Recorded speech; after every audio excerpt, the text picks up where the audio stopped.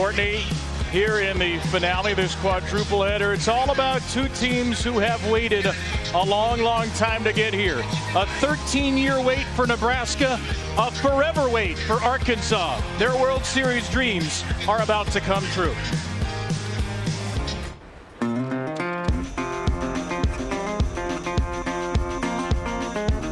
I'm a kid in the classroom sitting on her hands. There's drive, and then there's overdrive. An underdog is still a freaking dog. A Fromm postseason masterpiece. But I can't sit still. Pickens loves the pressure. Let's go!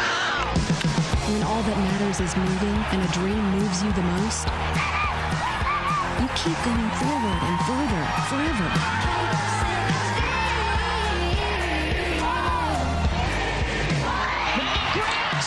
Update the record book! Thoughts in my head have a mind of their own. This is a stage tailor-made for you, where the Oklahoma sky is the limit. Arkansas is headed to the World Series for the first time. Exactly what I came here for. Nigerie Kennedy, the celebration in the circle. History made and Norman. Now is the time to do what you do best at the Women's College World Series. One step closer. Welcome back to the NCAA Women's College World Series presented by Capital One. The nighttime is the right time for Arkansas in Nebraska to close our quadruple header off of a fabulous pitching performance by Jocelyn Brisky and two big late home runs. Brooke Wells, the tie-breaking game winner in the sixth, and the number one seed Alabama takes down UCLA 6-3 to stomp their way into the winner's bracket. Texas Tech and Tennessee Saturday afternoon. Alabama gets the winner of this game on Saturday night. UCLA awaits the loser. Back with you from Devon Park here in Oklahoma City. Kevin Brown, a two-time All-American. Amanda Scarborough. Alyssa Lang will join us shortly from the field. Arkansas fans have been waiting for this day for 30 years. Never been here as a softball program. Nebraska fans for 13 years. Two programs that are here and not satisfied being here. Well, and the nerves are going to be flowing for both of these teams. I mean, I know that Nebraska as a program has been here before, but since 2013, Arkansas, I mean, finally breaking through and making it here to the Women's College World Series. Their program, their fans have to be so ecstatic. It's already been loud. These are two fan bases that are fired up. And for Nebraska, fired up for good reason. A historic year for the Cornhuskers and the return to the World Series stage of a two-time champion, Jordy Fromm. I mean, the fact that she has the experience for this Nebraska team, as well as her former teammate Hannah Core, is a big deal. The National Player of the Year, Jordy Fromm, she is the most decorated player here at the Women's College World Series, a four-time now All-American, four-time Conference Pitcher of the Year. Any award that is out there, Jordy Ball has likely won it, but the big difference of her being here this year is that she's going to swing the bat. 38 home runs in her 2 years at Nebraska and a 1.29 career ERA for Jordy. And if anything seems different from 3 years ago, not just the uniform, it's the name. She was Jordy Ball. She got married. She's Jordy Fromm. She's trying to go 20 home runs and wins for a second straight year. Insane stuff. She has been the star on the stage. Arkansas has never been here. They have been, as Courtney Deifel said, knocking down the door year after year. And in her words, if you knock down the door enough times, it's going to open up. What about if you knock enough home runs and knock enough runs across the plate? I mean, that's how offense is the name of the game for Arkansas and how they got here. Run rule after run rule, 5 games of them, in fact, in regionals and then in super regionals. They slugged their way here in an emphatic fashion, 24 runs in 2 games at the super regionals to make their way here and punch their ticket for the first time, the most runs that they had ever scored in a super regional before. Began the softball program in 1997, have been serious contenders over the last half decade or so. They are here, and they are ready to tussle with Nebraska. The Razorbacks and the Cornhuskers. A date with Alabama in the winner's bracket for one. First pitch next.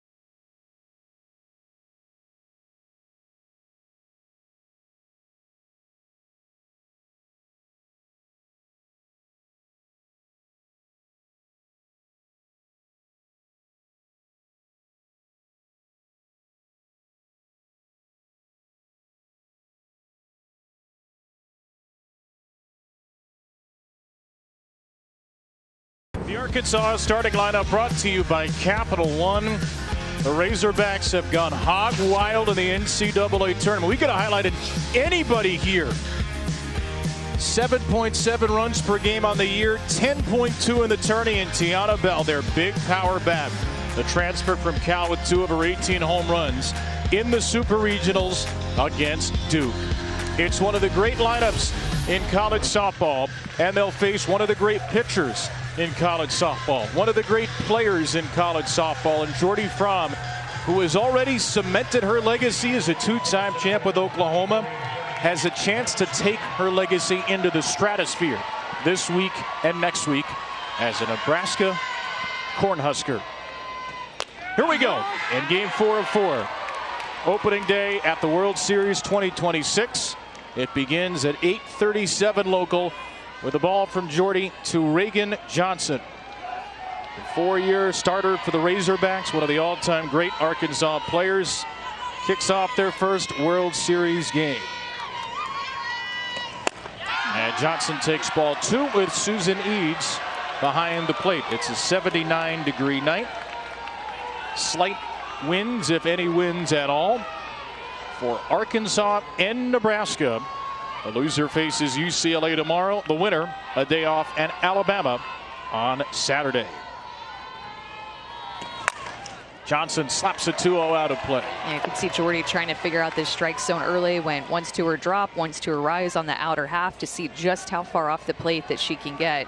Jordy Fromm is going to bring it in the circle with her velocity at 70 miles an hour, up, down, and change. But it is the experience piece and the confidence that she brings in the circle for Nebraska to start out their first game. And a jar in the nickel anytime somebody says ball in this game. 2-1 from Jordy is maybe a little bit up. Close one goes Johnson's way. The last time we saw Jordy then ball throw at the World Series was the final pitch of the 2023 season in a 2-hit, 1-walk, 10 strikeout shutout of Florida State to win the title for Oklahoma. Then a third of 4. Johnson with a half cut and a miss as Jordy goes up and in for strike 2. And she'll kind of do this unique Jordy thing too, where she brings her cleat along the dirt after a pitch and just messes up the circle too. That to me is a Jordy special. You see how messed up the chalk is out in front of her now after that swipe. A 3-2 for Johnson. A little tapper to the left side. Ava Kuzak has no chance from short. Reagan Johnson, the all-time Arkansas hits leader, has her first at the World Series. That was a tap and go special for Reagan Johnson, but this is what they're going to be facing from Jordy Fromm. Talked about up, down, and change. So 70 miles an hour, both with her rise ball and her drop ball, and then she will change speeds with her changeup. Great vertical separation and a 58-mile-an-hour changeup. That changeup is a pitch that's gotten better and better over the course of her career. Now the first pitch ball that is wide to Brinley Bain. Bain, a freshman, has solidified the number 2 spot for Arkansas. Not a ton of power, but gets on base a ton. In the postseason, she has a .750 on base percentage since the start of the NCAAs. And she takes ball 2. And Arkansas needs to be really patient. Brinley Bain is just not going to make it any easier for Jordy Fromm to try to find the strike zone because she just doesn't help out pitchers a lot. As a freshman, 51 walks with the over 500 on base percentage because of her eye. The best in D1 as a freshman. Jesse Farrell just went out for a chat with Fromm. And they're already calling the hogs here in Oklahoma City.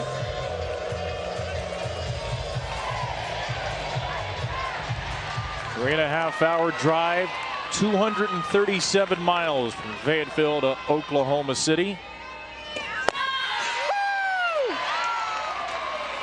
A vocal strike to Bain, and it's 2-1. Susan Eads has the plate. Mike Burwell, Robbie Gaston, Brian Crochet, first to third.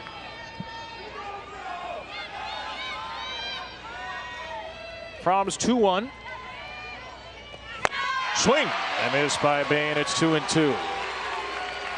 These past couple of pitches, Jordy has just bear down and challenge Bain more over the heart of the plate, not nibbling off the corners, going at the freshman. And at this point with the strike zone early, just saying, all right, I'm going to come at you and I'm going to challenge you.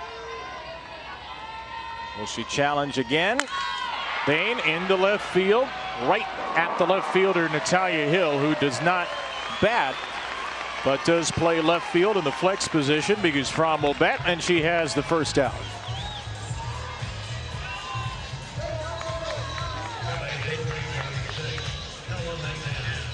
Drone's eye view of Devon Park, and a great crowd for our final game. There is a lot of red, and a couple of different shades of red here at Oklahoma City.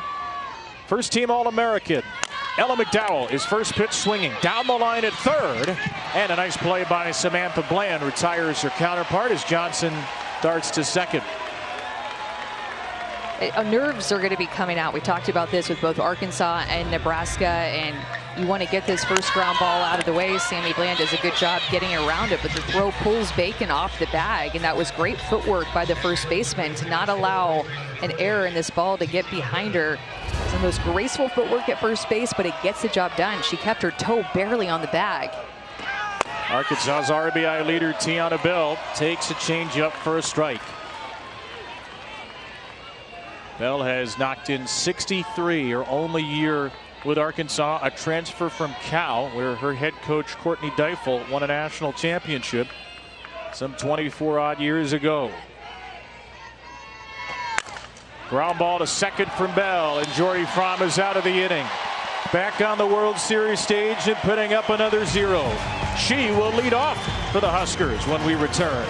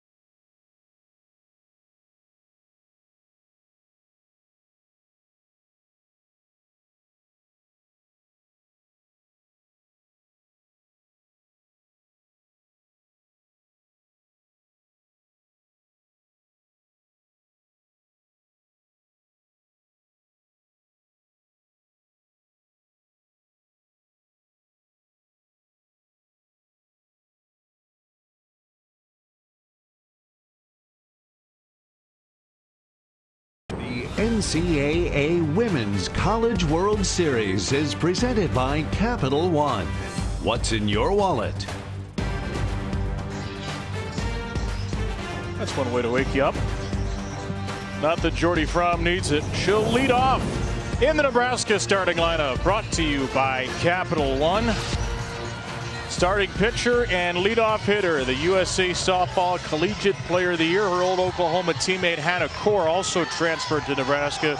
They are 1-2 in the lineup, made out by Rhonda Revelle, the head coach in her 34th year at the helm of the Huskers. And they'll face a first-team All-American in the circle, Robin Herron. Yeah, that was her dream, Robin Herron, when she started this year, to be an All-American for the first time, and her career has consistently put up big numbers but has never got that award, and she got it this year in her senior year. Herron and Peyton Burnham, the Razorbacks, have a great 1-2 punch. The experienced lefty gets the start. Herron to Fromm. First pitch high. So Jordy Fromm is doing something she never did at the World Series. Even as a two-time champ in Oklahoma, she never hit. She scored 2 runs but never got in the batter's box.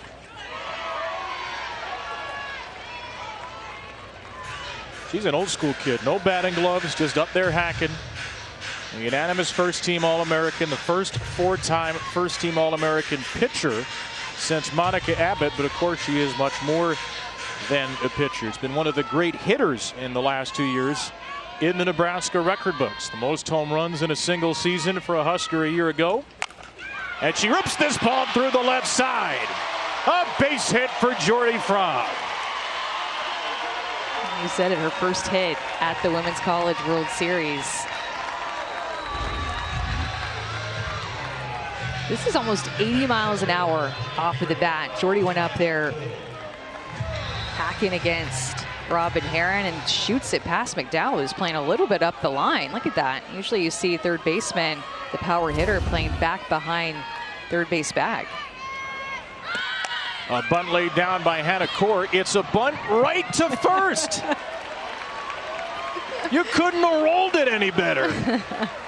The easiest put out in the history of Tiana Bell's career. It is a successful sacrifice, though. Oh, that's funny. And Bell knew it, too. Like, she could tell she's finding the bag. She knew it was going to get to her on time, working on her footwork in the most unique way that you've ever seen at first base on a bunt. Had to stretch for a bunt. Never seen that before. Jordy to second, Hannah Kaminson. And here's another interesting wrinkle in this matchup. There are a couple of former Arkansas Razorbacks. Hannah Kaminson and her twin sister Lauren are both in the starting lineup, as is Casey Hoffman. 3 players who began their career at Arkansas, but are all from the state of Nebraska. Nebraska is going up swinging early and often against Herron, being so aggressive. And there is the head coach, Rhonda Revelle, who's going to be happy about that. Her 34th year at the helm of the Huskers. Well, they're swinging early in the count to avoid having to hit against Robin Herron with 2 strikes. When you look at the numbers that Robin Herron has put up, she's one of the best 2-strike pitchers in the country. It's so tough, especially because of her changeup. When she gets 2 strikes, it's her go-to pitch. What else does she do so well besides that 2-strike changeup? Yeah, it's her rise ball and her curve ball that, of course, are coming from the left-hand side. So she moves the ball up, can move the ball across the plate on these lefty-on-lefty matchups like she's up against right now. But that changeup is just deadly. Not a super high-velocity pitcher like some of the pitchers we'll see this week. Not going to be in the Carlin Pickens range. But great spin and a great mix. 4 terrific years at Arkansas. Her 2-2 to her old teammate. When you look at the numbers for Robin Herron, too, in each of the 4 years that she's pitched at Arkansas, opponents have not hit over 200 against her, which that says a lot in itself, how solid she has been since her freshman year. Courtney Deichel is the head coach at Arkansas and also their pitching coach, calling pitches for them. Pitch number 7 to Kaminson is a freezer. Strike 3, and Herron picks up the K. One of the nation's strikeout rate leaders has her first at the World Series. She will go up with the rise ball. She wants you to chase that pitch, and sometimes hitters often do, as well as the curveball. It is the changeup, though, where she makes her most money. I'm telling you, it is her best strikeout pitch. Just got Hannah Kaminson, froze her, able to throw that pitch through the zone. But she also has one of the best chase rates on her changeup out of any pitcher in the country. Strikeout rate, percentage of batters you strike out. She's got the 5th highest in the country and one of 4 active D1 players on this list. Sub 200 average the last 4 years. The other 3, Nyjah Kennedy, Carlin Pickens, and Belmont's Maya Johnson, were the top 3 picks in this year's AUSL draft. 1-1 here to the cleanup hitter, Ava Kuzak, a second-team All Big Ten shortstop. And Kuzak hits a fly ball to right field. Brindley Bain is there. And Robin Herron has a scoreless first inning in the All-American duel. A couple of zeros on the board.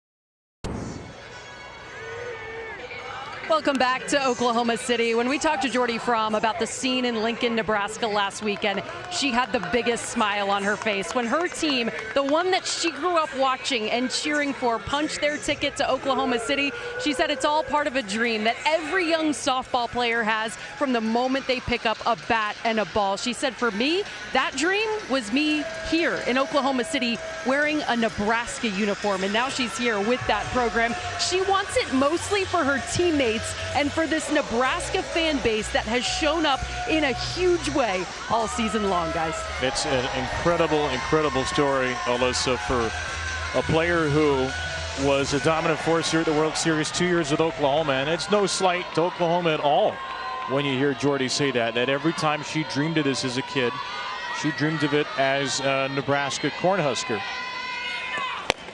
Was originally committed there as a young softball player, but was one of the great recruits in the country, and Oklahoma is one heck of an opportunity. She went there, she delivered a couple of titles. It was a shock to many when they saw her enter the portal after being named the most outstanding player in 2023.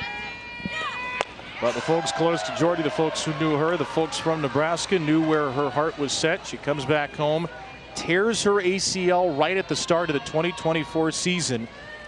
If not for that, if she's not here, she doesn't get this 5th year, and she is one of 12 seniors on this Nebraska team,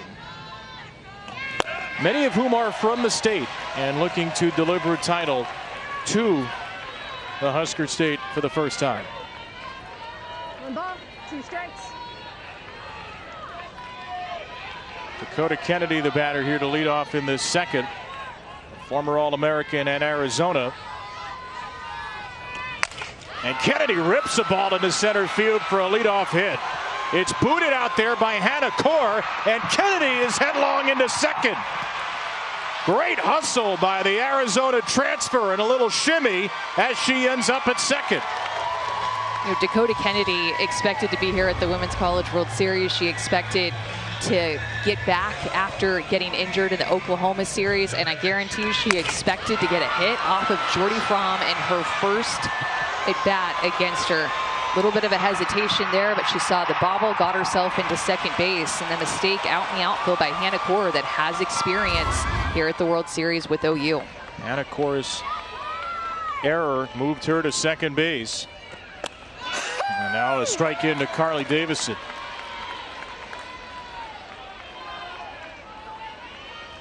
So a runner in scoring position against Jordy Fromm for the 2nd straight inning. Remember, in 2023, Jordy did not allow a single run at the World Series. 24 2/3 innings, 33-3 strikeout to walk.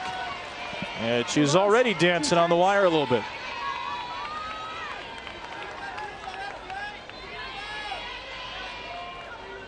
Ahead of Davison, who's had an extraordinary postseason. Swings and misses, and the first strikeout for Fromm tonight. Threw a couple of good changeups, one through the zone and then one out of the zone for the strikeout. That changeup by Jordy Fromm is going to be a big pitch for her and able to locate it in different quadrants. Great job by Farrell back behind the plate to keep that pitch in front. Looked like she was high with her body, but got her glove down low to be able to pick that. One away for Italia Rijo. First pitch swinging down to short. Kuzak on to first. Bacon holds the bag, and there are 2 away with Kennedy still at second. Well, it just is, when we're talking about Jordy, a remarkable story of going back to Nebraska, getting to reconnect with her family, and actually getting to kind of establish a legacy at Nebraska at home. And she has a Nebraska, state of Nebraska tattoo on her body as well. So much pride in the state for Jordy Fromm. There are a lot of transfers on this roster, but a lot of those transfers are from the state. The Kaminson twins, as we mentioned, Casey Hoffman, Samantha Bland, Bella Bacon, all players who started their careers elsewhere and came back home. Left center field for Kaylee Wyckoff, driven to the wall and gone! Out of the 8 spot, Kaylee Wyckoff The first ever home run, the first ever runs at the World Series for Arkansas. And the Razorbacks put a jolt into Jordy and the Huskers.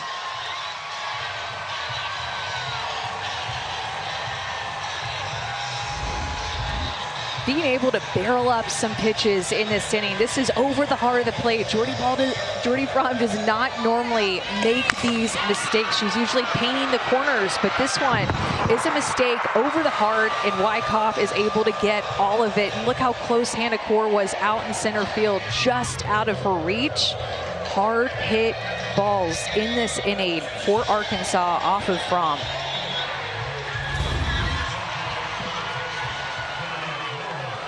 Kaylee Wyckoff shows off the balance of this team. Her 8th home run of the season, batting in the 8th spot. And Jordy Fromm had allowed just 1 run in her first 20 innings in the NCAA tournament. Just the 2nd home run she's ever allowed at the World Series. Kennedy Miller out of the 9th spot. When you look at her numbers too, she's been better about keeping the ball in the ballpark this year, even against a tougher strength of schedule that Rhonda Revelle had put together for Nebraska. Coming into this game, she'd given up just 9 home runs this year. Last year, she'd given up 18. Or 0-2 for Miller.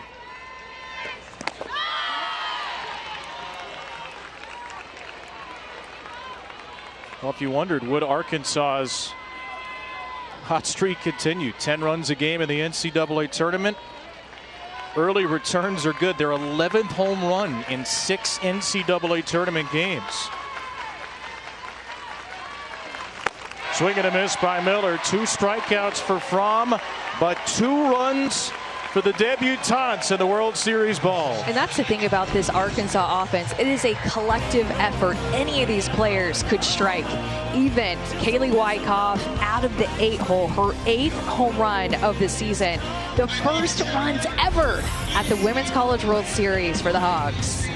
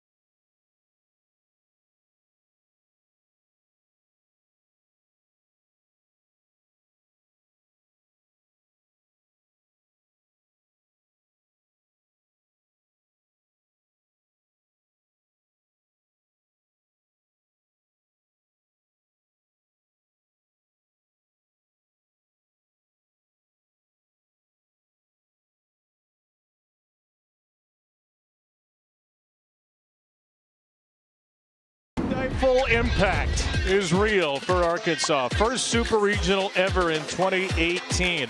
They fell short of the World Series, but 4 years later they took another step. Regular season and conference tournament titles in the SEC. Lost that super regional to Texas. Hosted 4 in the last 6 years and lost a couple in excruciating fashion.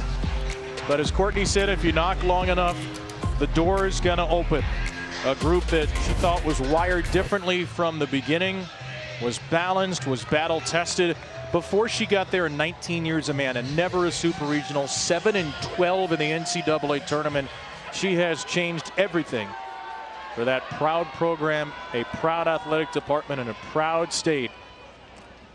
And just look at her now, a former World Series champion as a player who's trying to win it as a head coach. Well, you said it earlier, but they have just been knocking. That's what Courtney Deifel said, been knocking on the door, coming so close, and quite frankly, quite a bit of heartbreak that this program has experienced.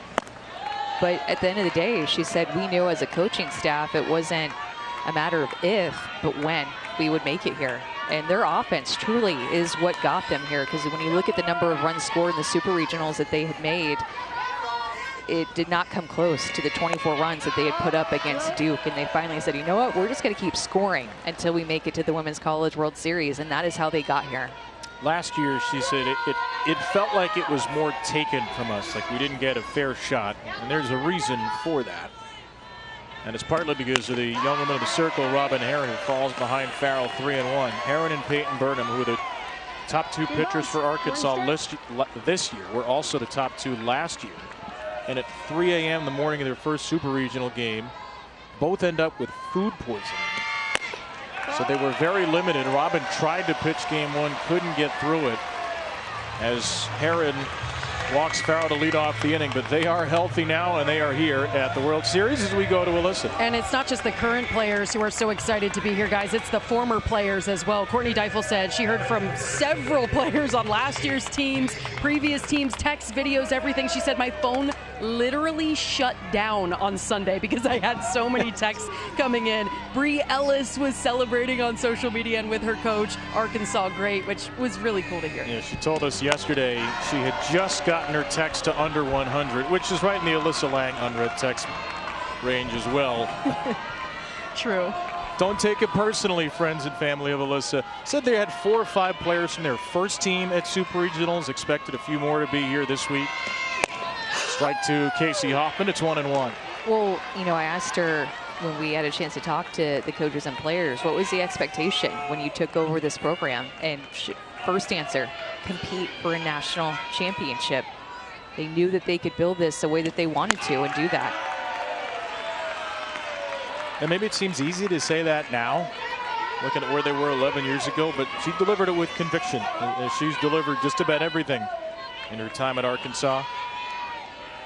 2-1 now from Herron to Hoffman. Fly ball to left field by Casey Hoffman. And Wyckoff, the home run hitter, is there for the first out.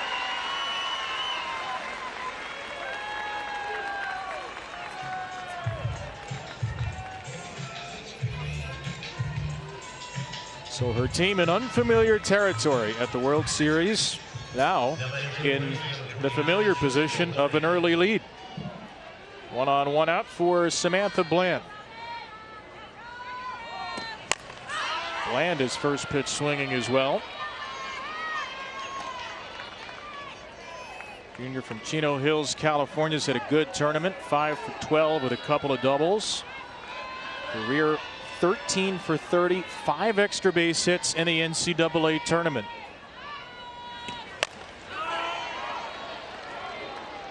Some hard hit foul balls over these fans that don't have gloves on and try to catch that with their bare hands, and that just did not look like it went well over here on the first base side. This was the end game here, but somebody else got hit with the hands. It bounced off, and then the little girl got it.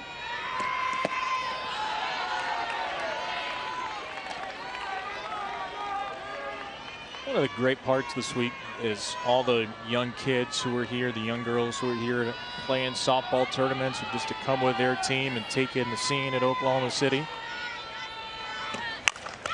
Lined up the middle by Bland. That's in front of Johnson and skips away for a base hit. And Nebraska trying to answer back, has put 2 on with 1 out. Bland has that big leg kick and is able to get that front foot down. It kind of hovered for a little bit. She got on time with this pitch on the outer half, 72 miles an hour off the bat. And Reagan Johnson can cover a ton of ground out there, but that's just such a tough read. That line drive was dying down in front of her. Senior Bella Bacon. She's first pitch swinging as well. They're being very aggressive, the Cornhuskers, against Herron.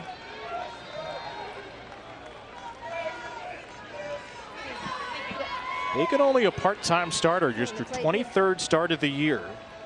16 for 48 with a home run on the season.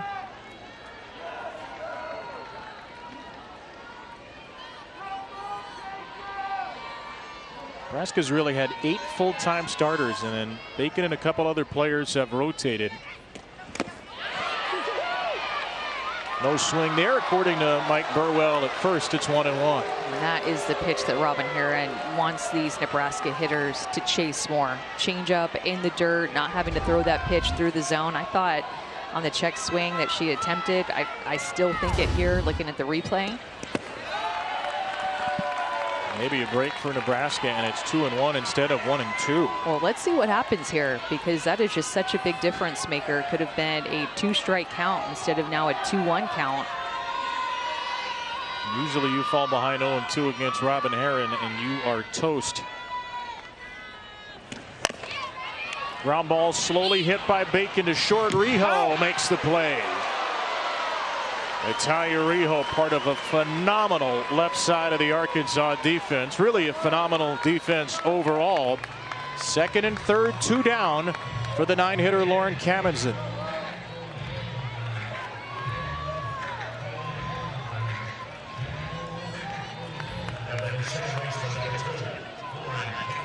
So a former Arkansas Razorback, Lauren Kamenzen, bats with 2 in scoring position.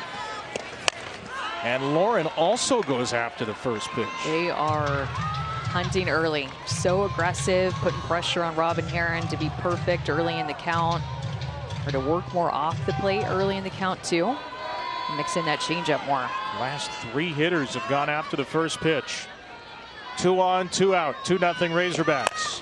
Fly ball hit to right. It's shallow. The second baseman Davison makes the catch. In foul ground, and Herron puts up a shutdown second, stranding a couple of Nebraska players in scoring position.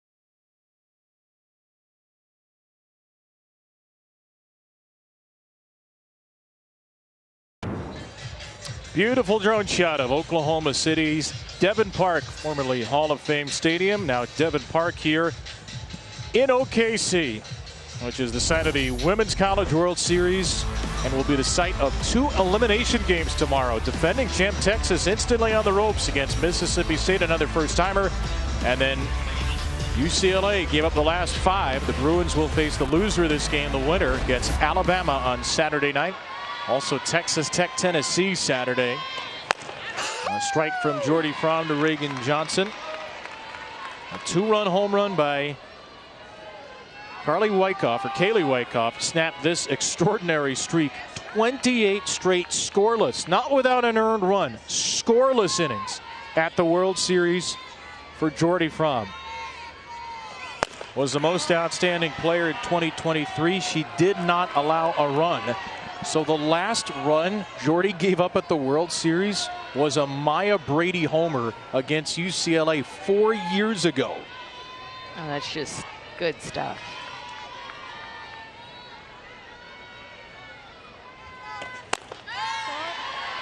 Two and one for Reagan Johnson. What do you make of Fromm's return to the World Series? What do you make of the Arkansas at-bats against her? I think they've been aggressive too, and I like the way that they're hunting some mistakes. Jordy's changeup has gotten her a couple of strikeouts and looked really effective, and I think early in this game still trying to figure out this strike zone. Early in that first inning, you could tell this is what a pitcher is supposed to do, working off the plate, seeing how far off that they can get. And Jordy learned very quickly she could not get very far off the plate. So she's having to come more on the plate and trying to find that happy medium to pound the strike zone, but being able to work the edges of it and see what she can still get called. She is slightly human, the USA Softball National Player of the Year. Johnson looking for another infield hit, and she is out. Boy, does she get down the line quickly, and Bella Bacon had to beat her to the base. If you're just watching at home, you're probably like, oh, that's a sure out. But because Reagan Johnson has track light speed down the line, Bella Bacon then has to rush. And oftentimes when you feel like you have to rush as a defender, you make a mistake, but her foot barely gets in there before Johnson's did. Bang, bang play on just what looked like a routine ground ball to first base. SEC high 26 infield hits, almost had her 27th. One out for Brinley Bain, who takes up a little too high. You know, the one thing that's happened in between, well, a lot has happened actually, not just the one thing, but one of the bigger things in Jordy's life that's happened since she played here with Oklahoma was that knee injury that you mentioned. And she's been very open about how during that year when she couldn't play and had to have surgery, it renewed her love for the game and renewed her appreciation for everything, her outlook on the game and how much she loved it and her family, and really how much she felt like she needed to take a step back that she wouldn't have done on her own had that injury not done it for her.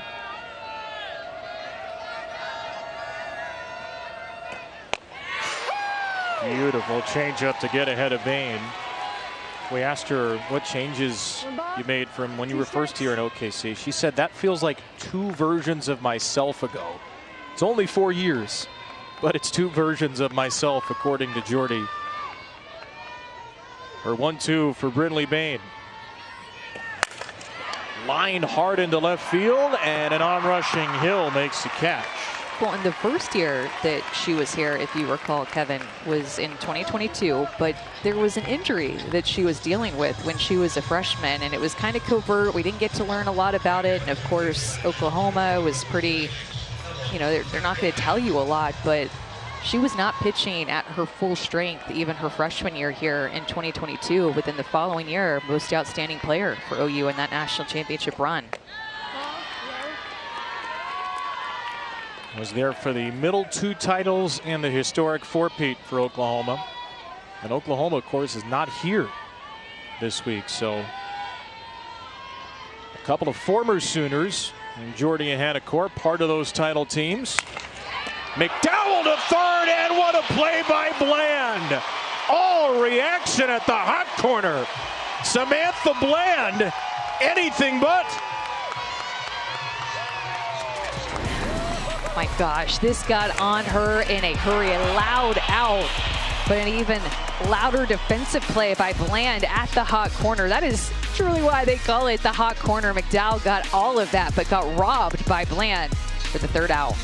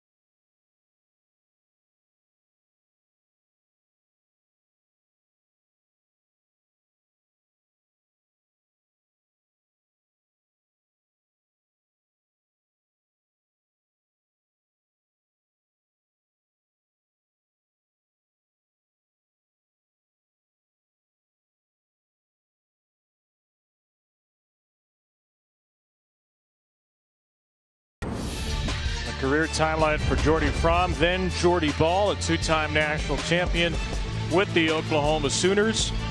Comes back to Nebraska, throwing a pitch against Washington in Puerto Vallarta, Mexico, February 8th, 2024. Injures the ACL in her left knee, redshirted the year. Last season, the Big Ten Player of the Year, led Nebraska one win away from the World Series, and she helps get the Huskers over the line here. Head coach Rhonda Revelle in her 34th year back at the World Series. Nebraska's first trip to the World Series in 13 years. And Big Red Nation has showed out here in Oklahoma City tonight. And the relationship between Rhonda Revelle and Jordy Fromm is a really close-knit one, and I mean, they've known each other for so long. Jordy Fromm used to go to Nebraska camps when she was younger and wear Nebraska across her chest for the longest time growing up. So much pride, both of those women, Rhonda Revelle and Jordy, in this program. Fromm leading off the third against Robin Herron, takes way up high. Now, Nebraska's had the leadoff runner on both innings. Jordy Fromm singled to start the first, was stranded at second. Jessie Farrell walked to start the second. Nebraska left runners at second and third, and now the second time through against Herron. And the Arkansas ace gets a foul tip pass Fromm for strike one. I always think it's a fun fact too when you talk about Jordy as a hitter now, that she has hit more home runs in both of her seasons at Nebraska than she's given up as a pitcher. Over 20 home runs last year, another big year this year where she's hit close to 20. She's approaching it.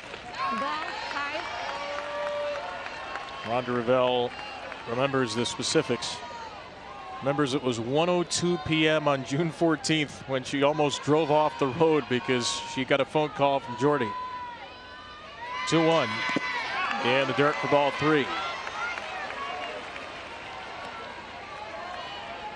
Just talks about how mature Jordy is, how she always has been.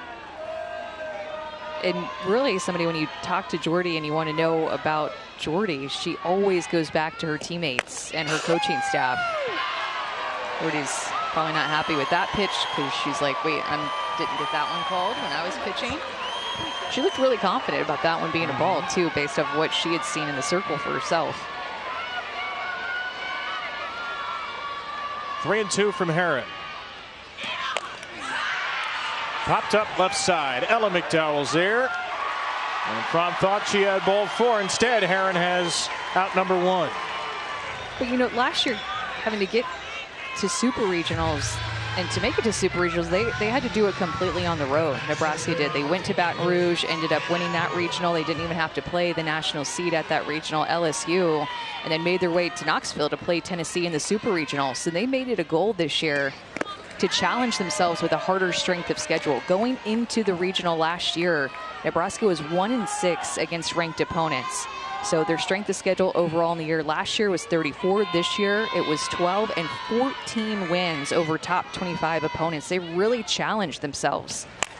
And the goal was to get a top 16 national seed, but then I think as they figured out how good this team was going to be, was to get a top 8 national seed and to host the first ever super regional in Lincoln. The strength of schedule is 12. The non-conference strength of schedule is number 1. 5-3 against teams in his World Series field. Down to third. That is a fair ball, and McDowell makes the play. As good as it gets from third, Ella McDowell, who was robbed by the third baseman Bland in the top of the inning, makes a fine play in the bottom. She's so good at the plate. She's so good defensively. Look at the footwork. Keeps her feet moving to work around the third base bag, by the way. That's what she was trying, to move around and not have to throw through it. Long throw that she had to make to get that out. Now to Kamens in the 3-hitter, takes low.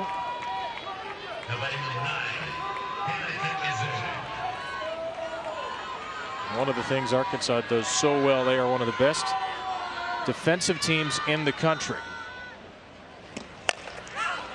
Left center field, this should be routine for Johnson. It's a 1-2-3 inning, the first of the game. The All-American Robin Herron carving up the Cornhuskers with the middle of the Razorback order coming up.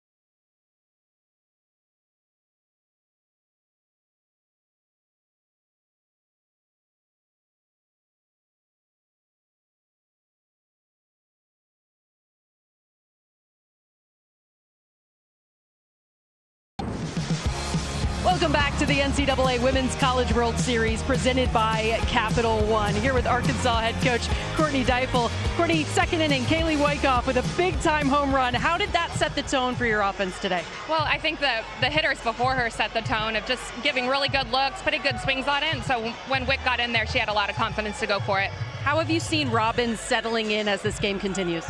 Well, she was feeling really good in the pen, and she brought that out on the field, and she's just getting a little bit more command each time, a little bit more spin, really trusting it and trusting her defense. Thank you, Coach. Thank you. We pick. Courtney Deifel, World Series winning catcher at Cal. Here at the World Series for the first time as a head coach. Kaylee Wyckoff, the big swing Alyssa mentioned, a 2-run home run in the second inning. The only hit for Arkansas with a runner on. And coming into the game, the story was Jordy Fromm, the National Player of the Year. But Robin Herron so far has outdueled her. Middle of the order here for Arkansas. Tiana Bell, Dakota Kennedy, Carly Davison, 3 seniors against Fromm. And Bell blasts the first pitch out of play.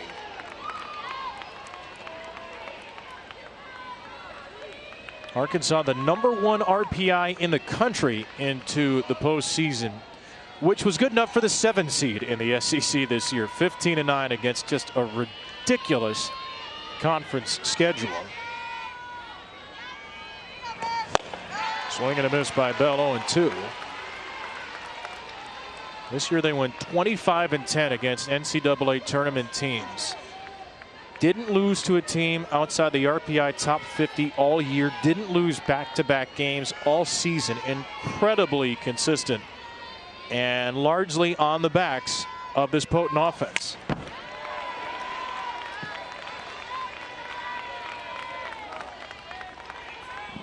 I mean, in the NCAA tournament, numbers that just don't seem real. Arkansas as a team is hitting .423 with an OPS and on-base plus slugging of nearly 1,300.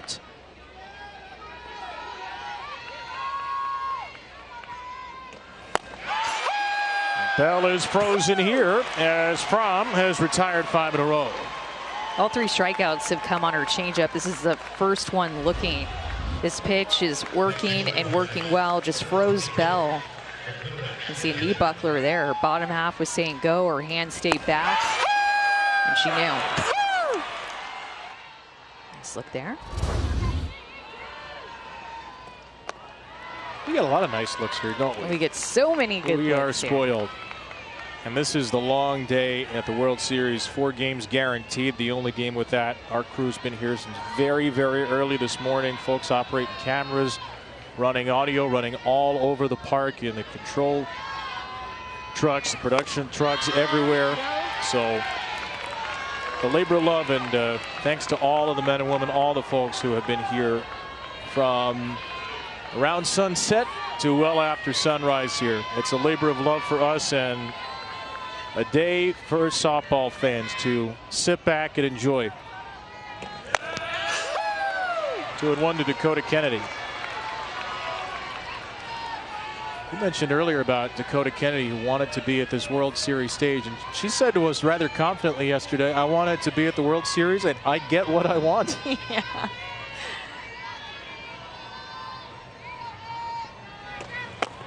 It seemed like, you know, when we asked her about getting injured in that OU series, it was game 1. I asked her, you know, what was on your mind? She's like, that I knew I was going to come back, that I was going to be back. Just so much confidence from Dakota Kennedy that she brings to this team. The transfers, and Tiana Bell and Kennedy both bring so much confidence to the middle of the order. It was just over a month ago. You were there for the Arkansas-Oklahoma game, and it looked like a bad non-contact injury, a lower leg injury. She only missed 5 games, though. Came back against Texas 0 for 8. She's got a hit now in all 8 games since that Texas series. The 3-2 to Kennedy from Fromm. And Jordy's got another strikeout. Back-to-back Ks to begin the 4th. Sunday afternoon, 2 Eastern, 1 Central, the WWE's Clash in Italy. Catch the first hour live on ESPN. Stream the entire event on the ESPN app with an ESPN Unlimited plan. 2 down. Here's a clash with Carly Davison. can see Jordy is starting to use that changeup a little bit more with how geared up Arkansas was first time through the order on her harder stuff. She'd have a couple of strikeouts with her changeup, but seeming like this second time through, she's using it a little bit more.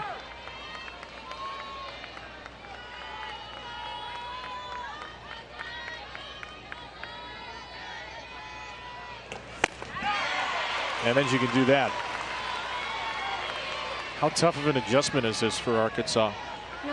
To see more of those changeups? Yeah, because then she could follow it with the changeup. So, or excuse me, follow it with a rise ball. That's one of her best strikeout pitches and makes that rise ball look even tougher at the eyes. It's a good take there, just trying to expand the zone. But her best two strikeout pitches are her changeup and her rise ball. Her drop ball just kind of sets up everything else, but that rise and changeup are the pitches that she wants to get you out on. Trying to strike out the side here in the fourth. And Davison waits back for that changeup. We often hear about tunneling, about pitches that look very similar out of a similar release point. How well does she tunnel the changeup and rise? She does that very well. She is one of the best in the game, and she has been since she was a freshman at doing that. But it's been a progression where I feel like she's split the zone vertically better and better and better. That changeup is probably the best it's been in her career. She's got all 4 strikeouts on it so far, and there's one on the rise. The middle of the order carved into pieces. 3 strikeouts for Fromm in the fourth. When these two pitches are working, this is what it looks like for Jordy Fromm, where she strikes out this side, drops a changeup in for a looking strikeout, gets one with a swinging strikeout, then expands the zone up with the rise ball. Change and rise are settling in to OKC.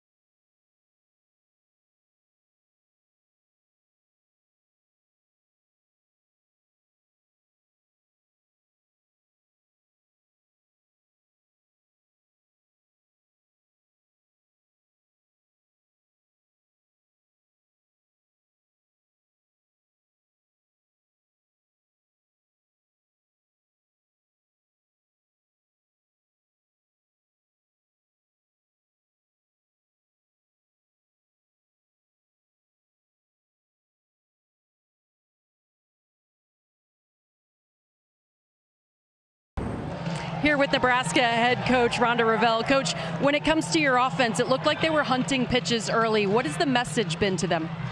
Well, she's a great pitcher, and she mixes speeds, and she spreads the zone. And so we've got to do some things to get on top of her stuff that's going up, and or set up and time up her slow stuff. So, you know, she's tricky. She's tricky. What has this night been like for Jordy so far? You know, I think she's really settled in. She's looking like Jordy right now. She's competing her tail off. Thank you, Coach. Yep, you bet. Ron Revelle, the 34th year head coach of the Nebraska Cornhuskers, a 3-year player, so 37 of the 50 Nebraska seasons Rhonda Revelle's been a part. And her associate head coach, Lori Sippel's in her 37th year, the longest tenured female assistant in Nebraska history. What a special ride this has been for those two and the whole Cornhusker family. Down 2-0 in the fourth here, though. Opening round of the World Series, double elimination. All one to Ava Kuzak against Robin Herron. Kuzak, Farrell, and Hoffman, the middle 3 in the order for Nebraska. Just saw Jordy Fromm strike out the middle 3 hitters for Arkansas. And Robin Herron gets a strike. Been able to get in on these hands of the right-handed hitters really well. I mean, we're seeing a good little pitcher's duel here between Herron and Fromm. Robin Herron has not had a great last couple of weeks either. The last 4 starts, all between 3 2/3 and 4 1/3 innings pitched. Gave up 3 home runs to Alabama in an SEC tournament loss. Gave up 2 home runs to Duke in a short start in a Super Regional their last time out. Off the end of the bat from Kuzak here, and Herron is through 3 1/3 scoreless.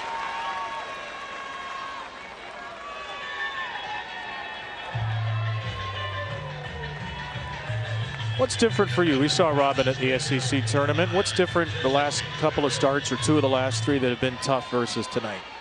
Yeah, when looking at the numbers, it seemed like people have been sitting on her curveball, which is a good approach, right? If your curveball isn't working, that's that pitch. It's going to stay lower in the zone, more of a side-to-side pitch, versus her being able to expand the zone up with her rise ball or expand the zone down with her changeup. So essentially, it's been looking like teams have taken those 2 pitches away, and she's had to come with something over the plate with her curveball. So that's what I've seen when you really look at the numbers. You've been giving up some more 2-strike hits, which you're not used to seeing from Robin Herron.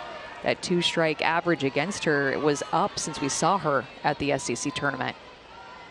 Up only as far as 084, which tells you how dominant she was into the postseason. That's a backdoor strike to Jessie Farrell. Junior transfer from UNLV, second team All Mountain West a year ago. Has had a great power hitting year.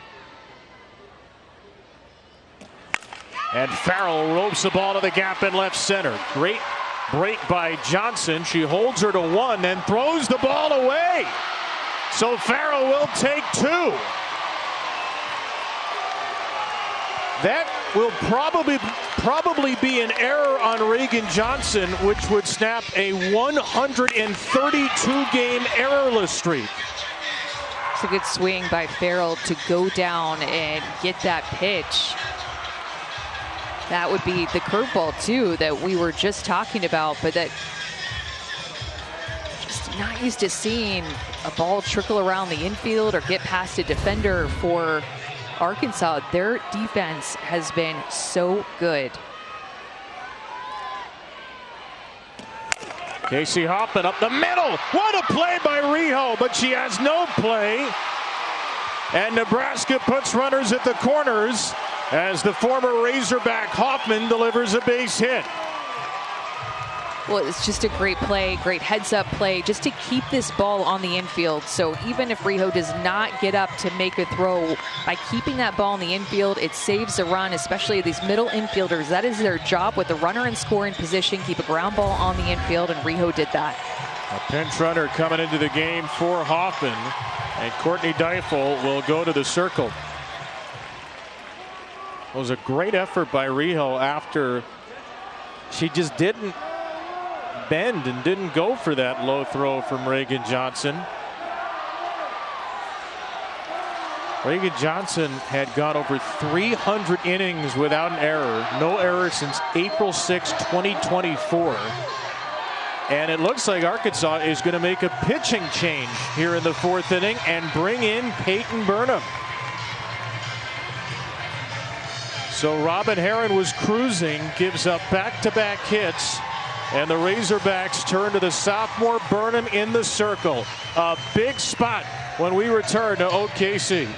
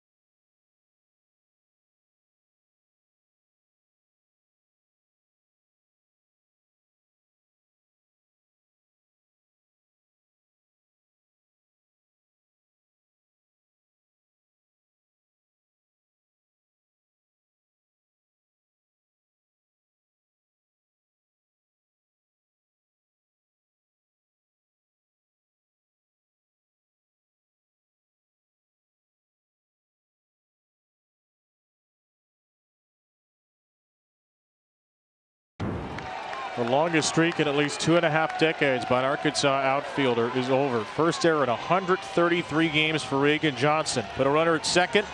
There are now runners at first and third as Peyton Burnham makes her first relief appearance at the NCAA tournament, her 9th relief outing of the year.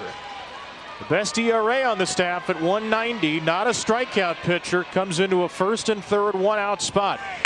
And gets a strike on Samantha Bland. She is more of a pitch to contact type pitcher than what you get from Robin Herron, who's more of a strikeout pitcher. So defense is going to have to be on its toes, which again, Arkansas has one of the best defenses in the country.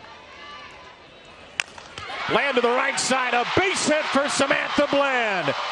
First and third, it will remain for the Cornhuskers as Bland breaks the shutout and brings Nebraska within a run. Bland's having a great game. Remember that catch that she made over at third base, and now she gets herself an RBI, stays down on this drop ball. She paints the corner, but left that Bland just doesn't try to do too much. That pitch was even about a ball off the plate, but when you put a swing like that on a pitch that's off the plate, you know that Bland was looking down the zone for the drop ball against Burnham. Kennedy Williams, the pinch runner to third, and Bella Bacon destroys one, but foul. A rooftop shot for Bacon for a loud, long strike one.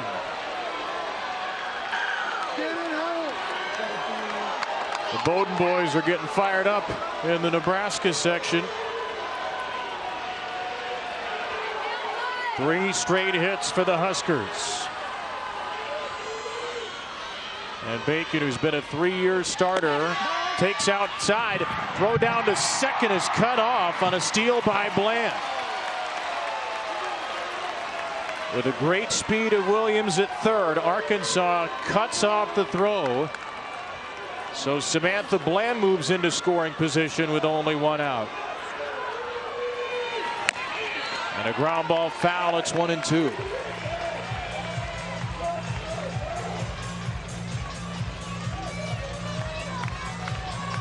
Samantha Bland with the first steal at the World Series this year.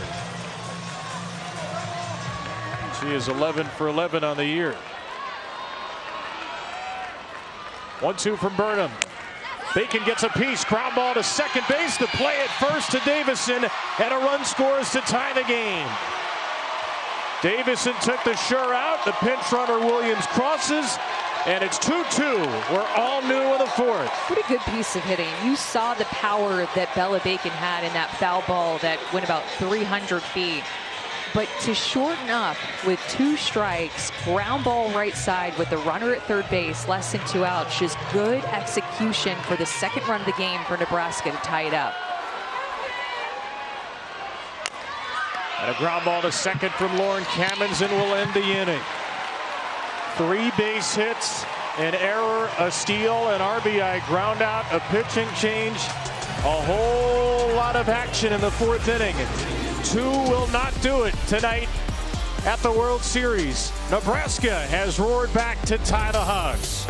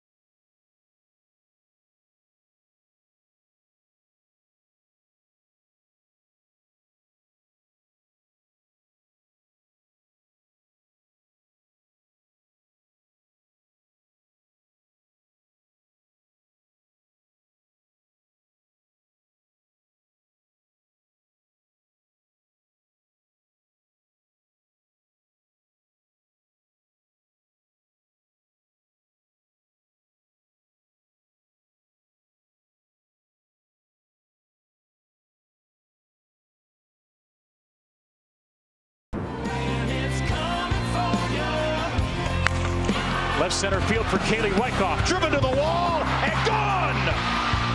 And the Razorbacks put a jolt into Jordy and the Huskers.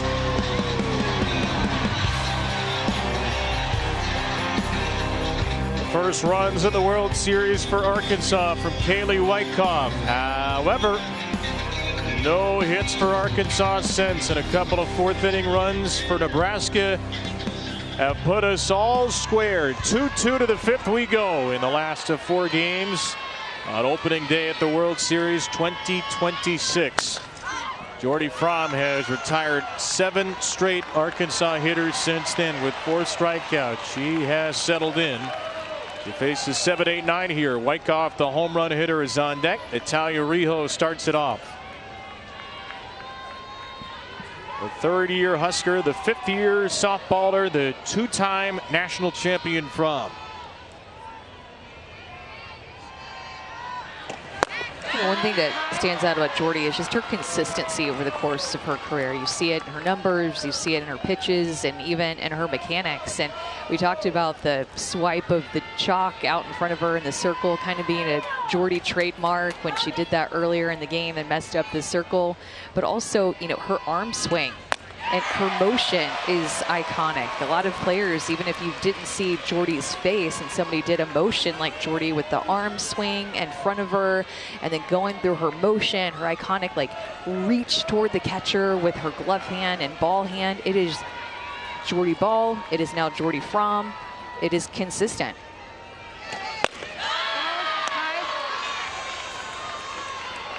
Consistent and dominant. Issa Torres, Megan Grant, who also had just insane seasons, were finalists for the USA Softball Player of the Year. But it was Jordy Fromm's award for her work at the plate and in the circle. A little squibber here off the bat of Rijo, and she is out. Bland, who's got a couple of hits and an RBI, has played a mean third base tonight. My goodness.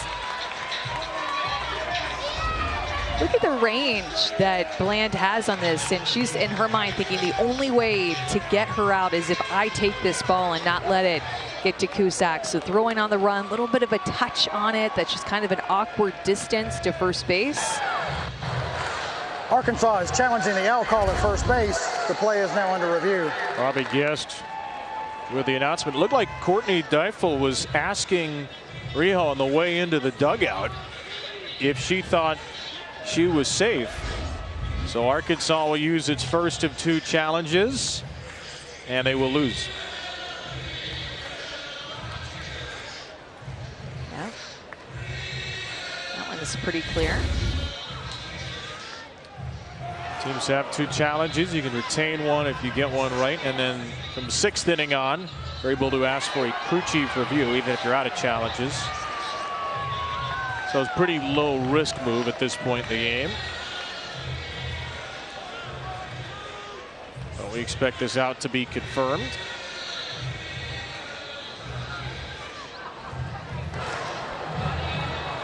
After further review, the call at first base has been confirmed.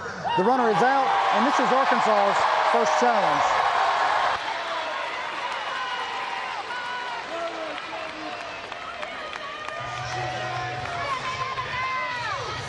So 8 in a row retired since the home run by Kaylee Wyckoff, who will bat right now. So the last 5 outs have been the Bland and Jordy show. That line drive to third base, 3 strikeouts by Jordy, and then a Bland out there showing off those defensive skills at third base.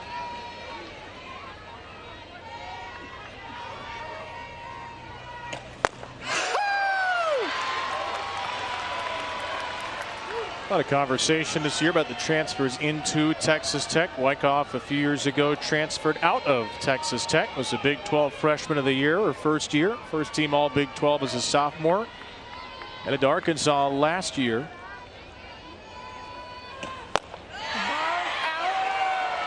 Now at Texas Tech, she was a catcher, she was a right fielder, left fielder, first baseman. Started 9 or more games at 4 different positions in the field in her career.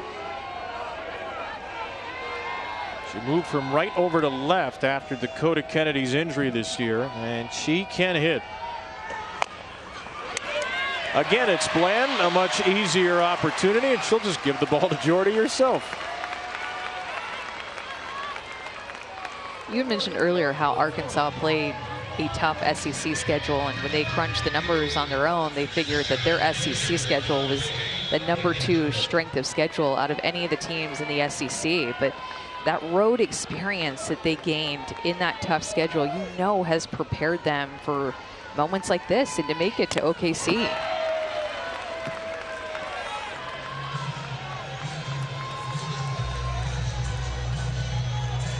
Yeah, obviously every series in the SEC is a tough series. They faced the top 4 seeds in the SEC tournament, and they still went 15-9.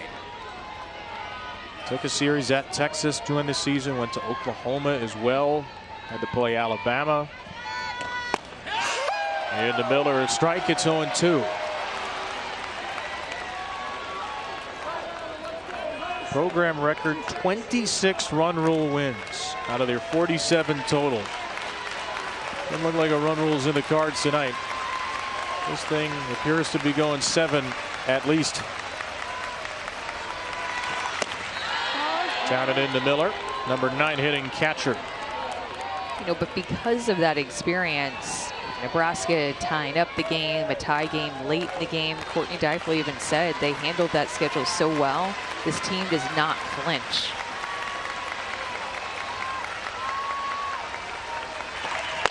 Jordy Fromm is trying to change that. A flinchable changeup. Second time through the order. Razorbacks were 0 for 9. They're 0 for their last 10.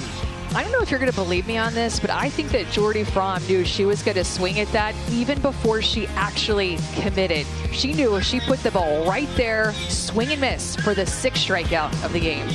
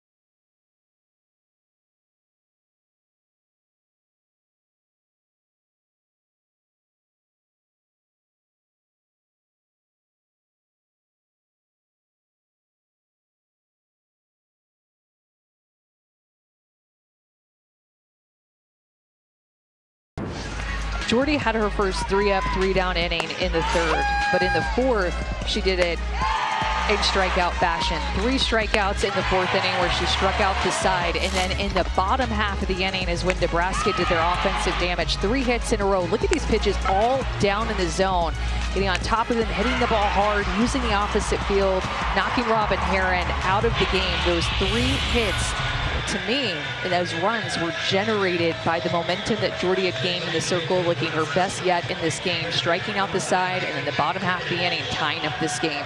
She's now retired 10 straight, and Nebraska, on the heels of a 2-run 4th, will begin the inning with their pitcher at the bat. Big rip by Jordy Fromm for strike one against the Razorback reliever Peyton Burnham. Robin Herron went 3 1/3, 4 hits, 2 earned runs, a walk and a strikeout. Oh, hello. Right into your living room. Yeah, I'm still looking for the dirt off the cleat, like Lindsey Grind, pitch through the dirt. So if it's not that, then, you know, I mean, the bar is set really high last year. You want no replays unless there's dirt in the ball. 1-2 to Jordy. 2 strikes.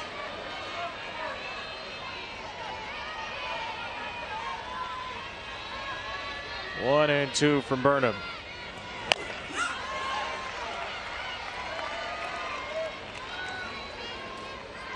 Jordy. We talked to Ava Cusack about what it's like being teammates with Jordy. She said, I remember when I was here watching her play with Oklahoma, winning the Women's College World Series, and I remember thinking she was a beast. She said, if I went back and told that Ava that she'd be teammates in my future, I don't know if I'd believe her. She said, she makes us all want to run through a brick wall for her.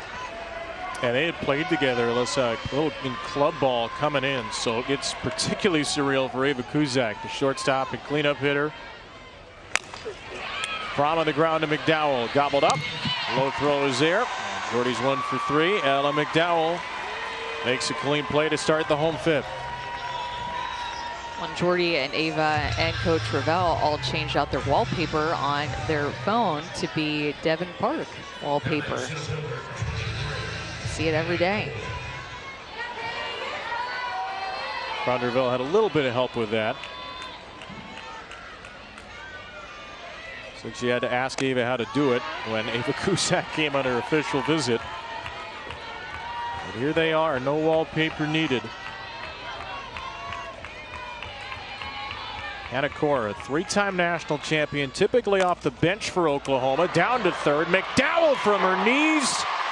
The third baseman tonight have made one exceptional play after another. Bland and McDowell trading defensive haymakers. And McDowell is just a vacuum over there, going to do whatever it takes to get her body in front of that ground ball to be able to get an out. Hard hit ball, one hopper right into the gut, and she makes the play. Ella McDowell is a gamer on both sides of the ball. And an absolute laugh riot, as we learned in person yesterday, and seeing her on the Softball America podcast recently. She helps cut up, along with Tiana Bell, what Courtney Deifelis described as a very business-like team. And those two corner infielders really keep them loose. And they may need a little looseness to break through the tension of this 2-2 World Series opener. Ella just threw her glove at the foul ball, which ricocheted off the dugout. Strike 2 for Kaminson. She is a character. Keeps everybody on their toes. Remember, Bree Ellis was that character for the team last year, where she's the National Player of the Year, and she graduated. And Ella McDowell and Tiana Bell, so the corners for Arkansas, keep things light, have a big personality.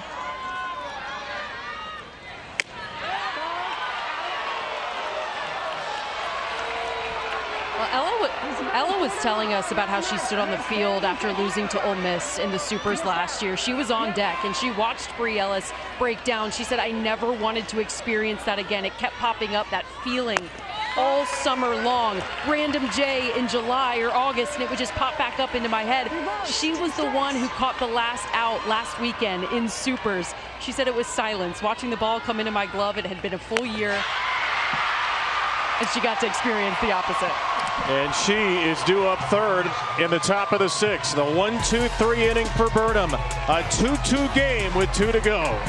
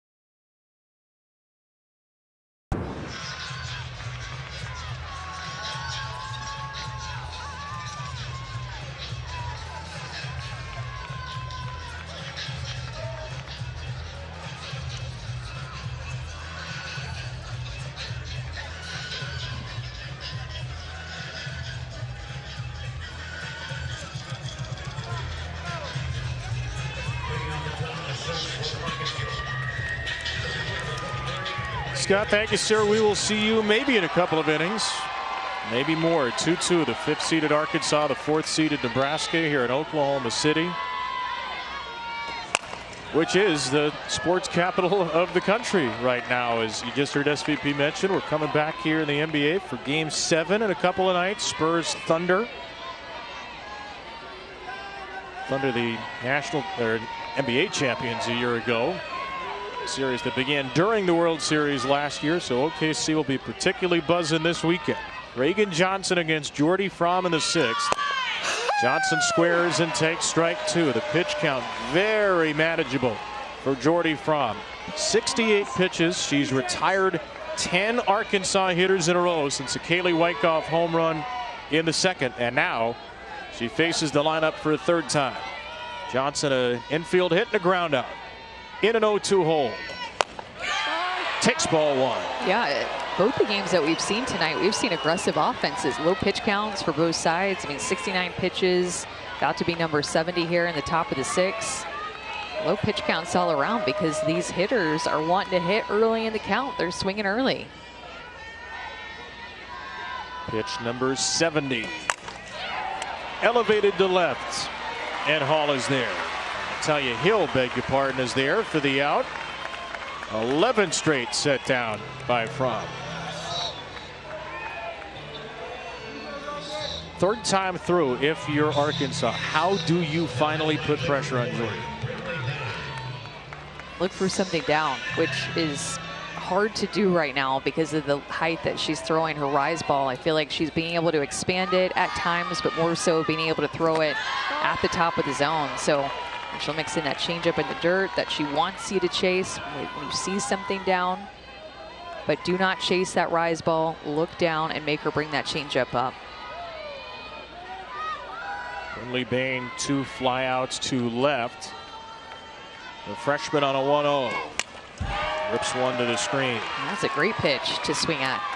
There have been a few times where Jordy has left pitches over the heart of the plate, especially early in the count. A couple of them Arkansas has taken. She does not make very many mistakes, but when she does, you want to see a swing like that out of the freshman at the plate.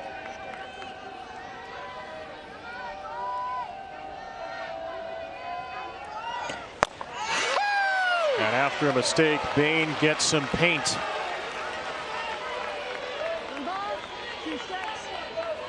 We've seen these runs before. We've seen them on this stage in an Oklahoma uniform for Jordy, where it didn't seem like there was anybody on the planet who could touch her.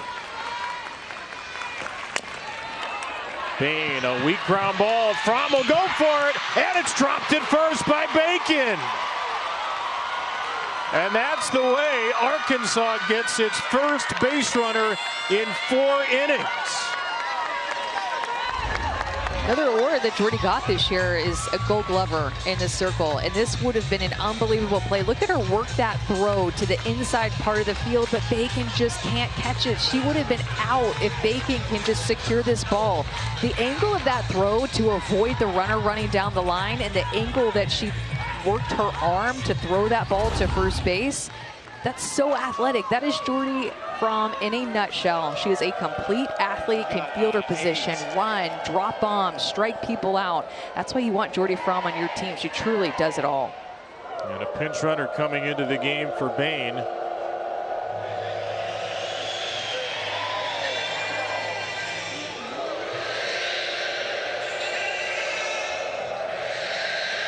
It's a good time for a timeout here with Rhonda Ravel talking to Farrell and Fromm, and then of course DJ Gasso, a big part of this offense for Arkansas, their hitting coach. Tyler Del Duca, the pinch runner. Well, don't forget, these teams are trying to get to the Women's College World Series Championship Finals, which begin Wednesday night right here on ESPN. For more information, go to NCAA.com, your home for all NCAA championships. Well, the last time that Ella McDowell came up, that was one of the hardest hit balls that we've seen tonight off of her bat. For the Arkansas hitters, it was that line drive at Bland to third base where she robbed a hit. McDowell, a sophomore, a first-team All-American. Takes the first pitch pretty much in the heart of the plate. It's one of those pitches that Jordy has missed on early in the count, but what she wants to do is work from ahead. She likes to pound the zone early. On base 7 of 8 times in the Supers. 0 for 2 tonight. McDowell with a ground ball. Another chance for Fromm. Whips the throw to second. It's a dazzling double play.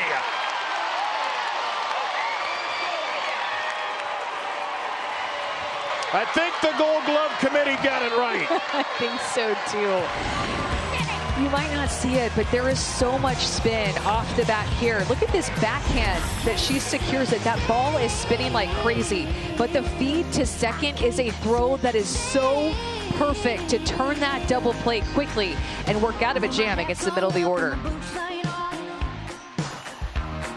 Thoughts in my head.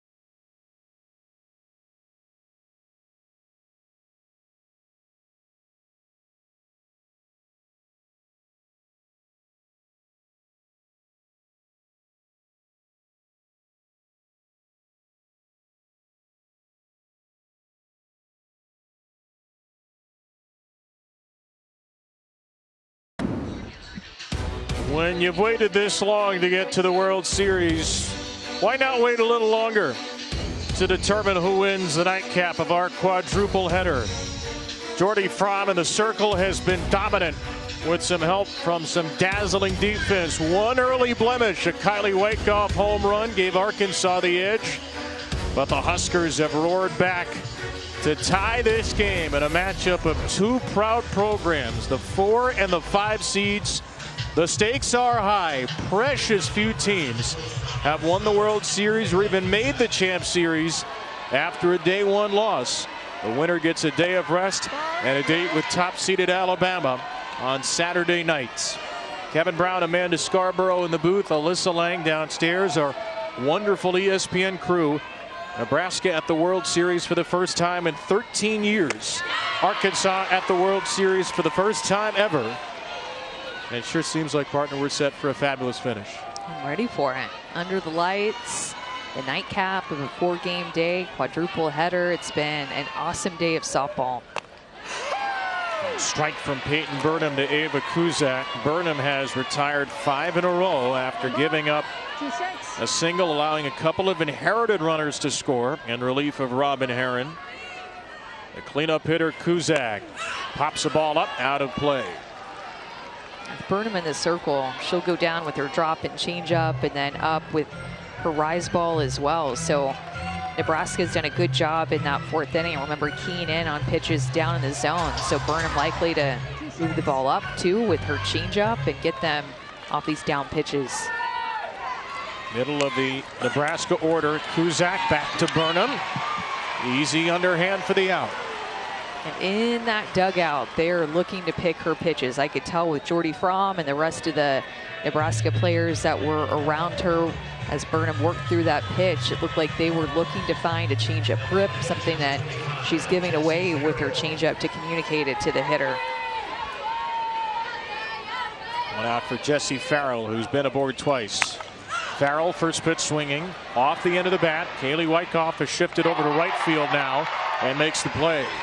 You could just tell how locked in that group is right there, just trying to find any tell that Burnham has given away late in this game and communicate it to the hitters up to the plate. You have 3 players that were right there by a pitcher herself and Fromm trying to find something.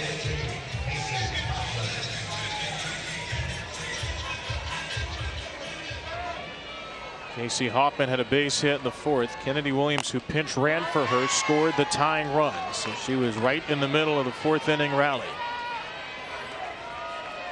The champions of the Big Ten, 23-1 in the league. The longest win streak in the country at 26 in a row.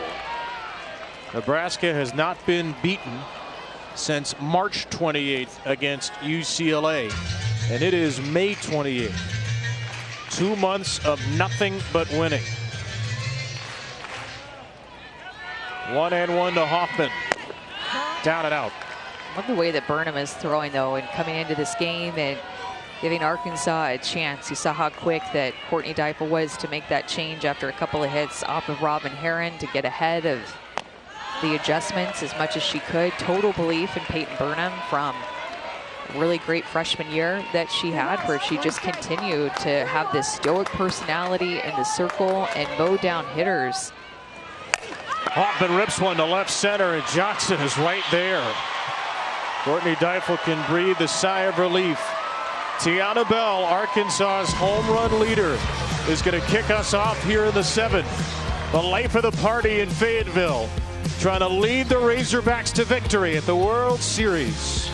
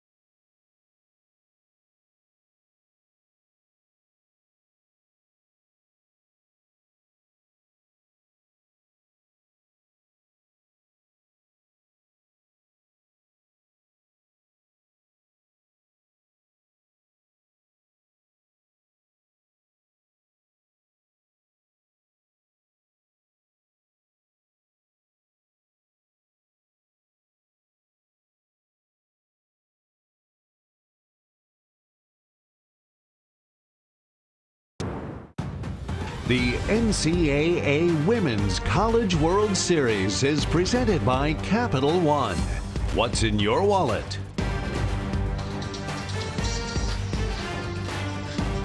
The 10th all-time meeting and the most significant between Arkansas and Nebraska.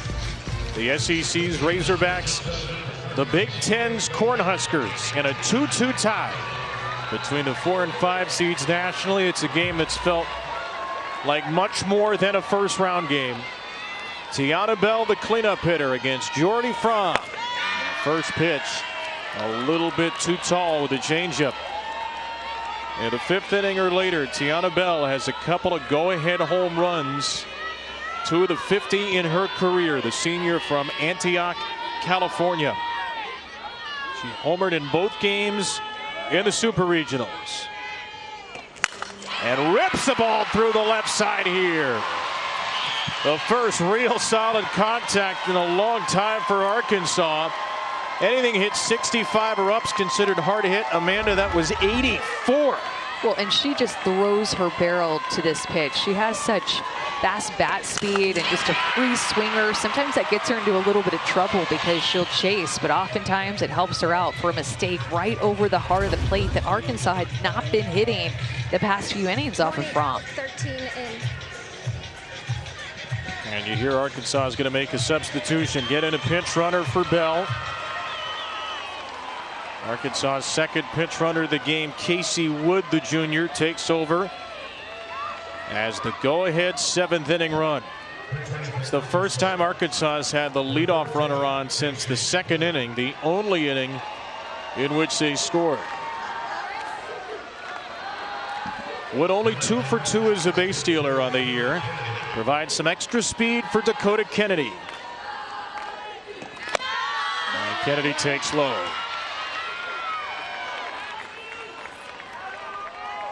Another senior transfer from California. She and Tiana Bell have known each other since the spring of 8th grade. Came into the portal this offseason and ended up together again at Arkansas. 2-0. Coach Deifel had said earlier in the year about Dakota Kennedy, I don't know how we got her. I mean, they have such a huge respect for who she is and who she's been. They played against her a good bit when she was at Arizona, so they got a first-hand look at Dakota Kennedy in those moments. She's a third-team All-American back-to-back years at Arizona. Career years in home runs, slugging, and RBI this season. And Kennedy's got a 3-0 count. She's taken a couple of very close low pitches. Any chance of a green light 3-0? Why not? Something like Dakota Kennedy, if she sees something that she likes, it's over the heart of the plate, she's going to be hacking. A veteran.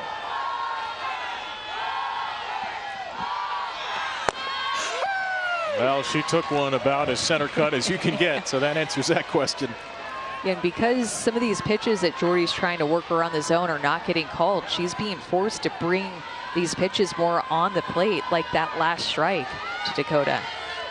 The pinch runner Wood at first. A 3-1 for Kennedy. Fouled away. She's late on it.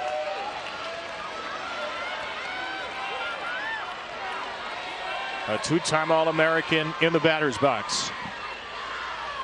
And a 4-time All-American in the circle.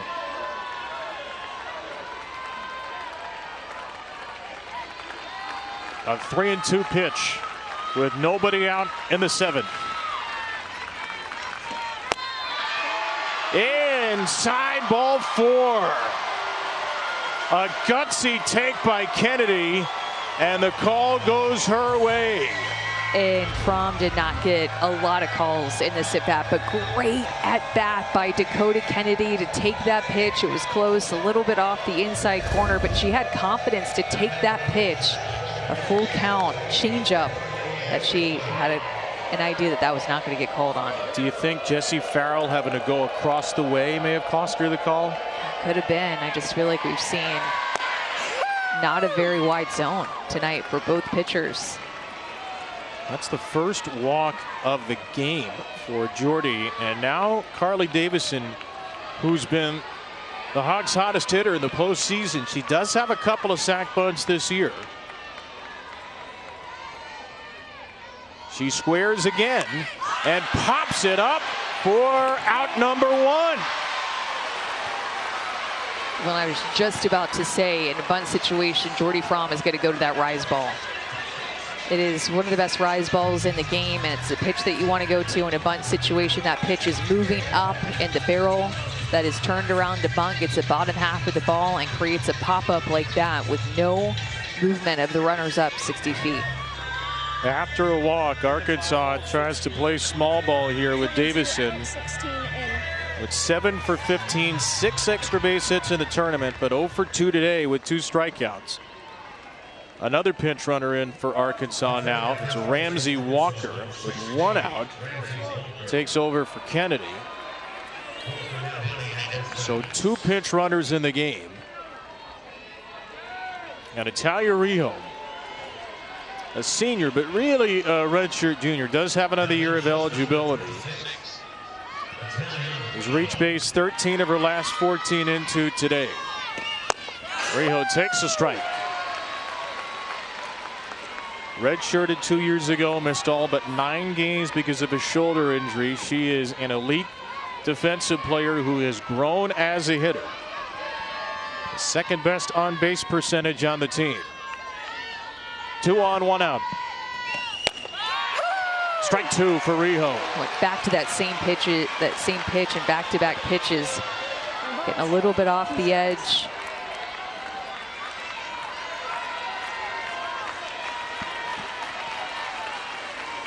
From in search of her 7th strikeout. And a ground ball softly to first base instead. Bacon to the base. 2 down in the inning. The pinch runners Wood to third and Walker to second. And the inning rests on the bat of the home run hitter from earlier tonight, Kaylee Wyckoff.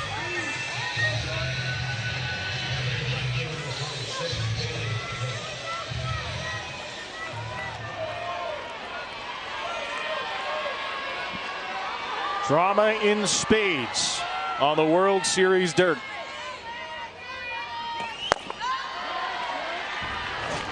This is back in the second inning, and a 1-0 count. Got a pitch that was just center cut, and Wyckoff unleashed on it. There have been some mistakes early in the count that Fromm has given these Arkansas hitters, and Lori Sipple is going to come out and talk to Fromm and Farrell. But Wyckoff, you cannot make a mistake like that. A veteran hitter who has clearly shown she is going to be aggressive on those mistakes out over the plate.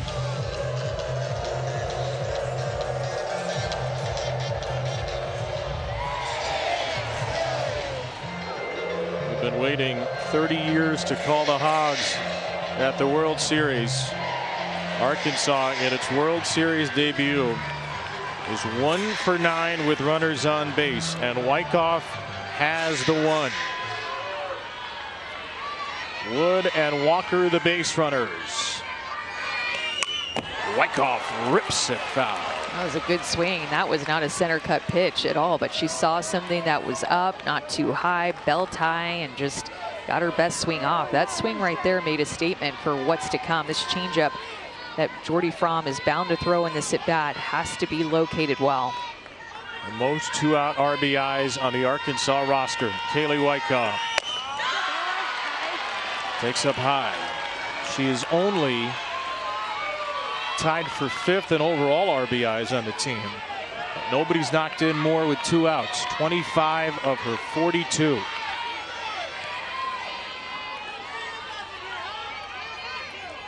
A 2-1 pitch. Wyckoff on the ground to Bacon, and will go to the bottom of the 7th as Nebraska dances out of it. Bland, Bacon, Kamenzen. And if anybody gets on, Jordy Fromm.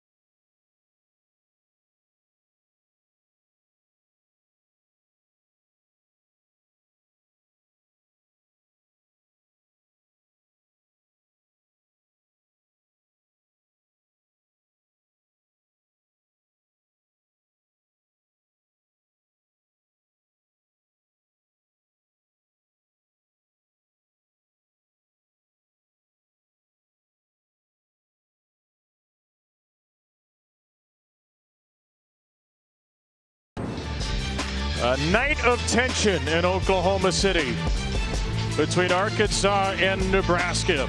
2 two-run innings. The Razorbacks second, the Cornhusker fourth. Otherwise, elite pitching, elite defense, and an elite finish that we have in store. Jordy Fromm has been magnificent. She's due up fourth in the inning. Samantha Bland, who's 2 for 2 with an RBI, will start it.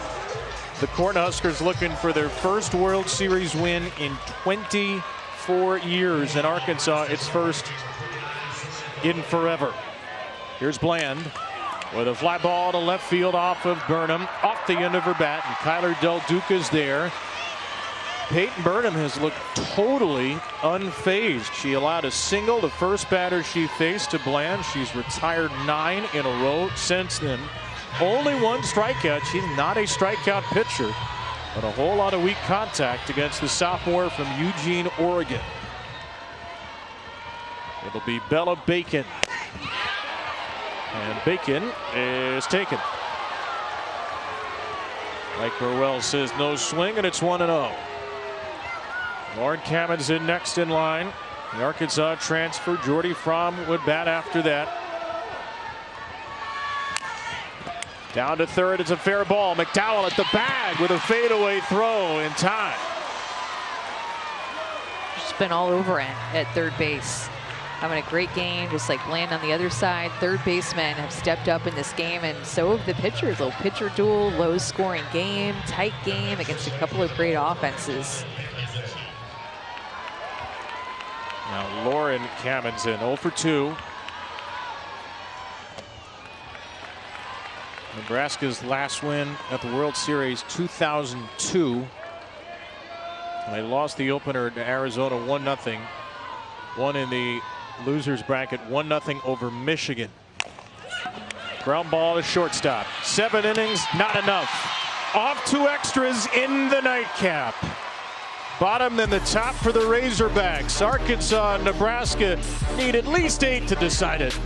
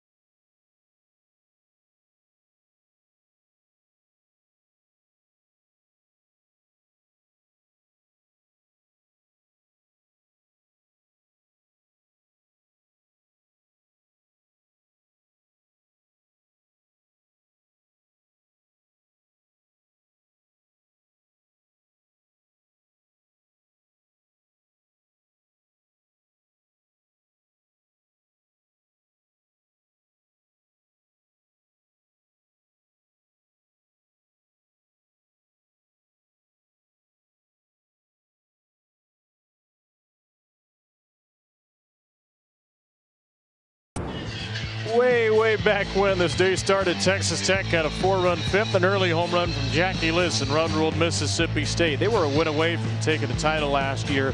Texas won it, and they've got a ways to go now. Losing to Tennessee 6-3, Sage Marjecko and Carlin Pickens. A big home run for the freshman catcher, Elsa Morrison. So it'll be Tennessee, Texas Tech, and the winner of this game gets the #1 seed Alabama. The big swing, a 6th inning tie-breaking homer by Brooke Wells. And Jocelyn Brisky brilliant too. So it'll be 11-7-1 and the 4 or the 5 Texas elimination game. No big thing for them. They'll play Mississippi State tomorrow, and the loser of this game gets UCLA. We play on into the night. Our first extra inning game of the tournament this year. Arkansas's first extra inning game of the season. Nebraska's second. The Cornhuskers had an 11-inning loss to Oklahoma State earlier in the year.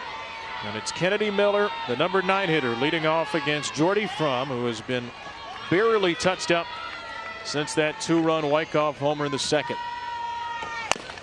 Miller fouls it off herself. Nebraska has lost almost unbelievably 5 straight extra inning games at the World Series. And their last 7 World Series games, I know we're going way back to before a lot of these kids were born, have been 1-run games. So if you're a Husker fan from 2013 or 2002 or 98, you're going, here we go again. A little pop-up fisted over the mound, and Miller will reach on a base hit. Nothing Lauren Kamenzen could do, as Kennedy Miller has a juicy jam shot for a leadoff knock. She got so jammed up and just had enough on it to put it out of the reach of Jordy. And even Jordy saw that off the bat, made a drop step to go back on it. I was thinking, oh my gosh, does she have a chance to make this play back behind her? But just in no man's land, and Arkansas has their leadoff on for the 2nd inning in a row. And Arkansas has the most pinch runners in the country, apparently. Ashton Reichart will be the 4th Razorback pinch runner used in the game. As a reminder, you can substitute for a starter and they can return to the game. You can sub them out once. Now the other starters have or will come into the game.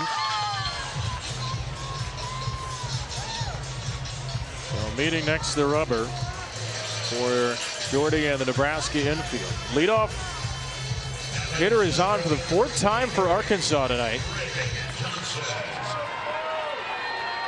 6 hits for Arkansas, 5 for Nebraska. Reagan Johnson quite likely to bunt. Nebraska thinks. Has a team high 5 sack bunts. She squares, takes a strike. In a bunt situation, again, Jordy likely to go to that rise ball. Kind of low and away there, and Reagan Johnson, I don't think agreed with that call, but definitely caught the corner.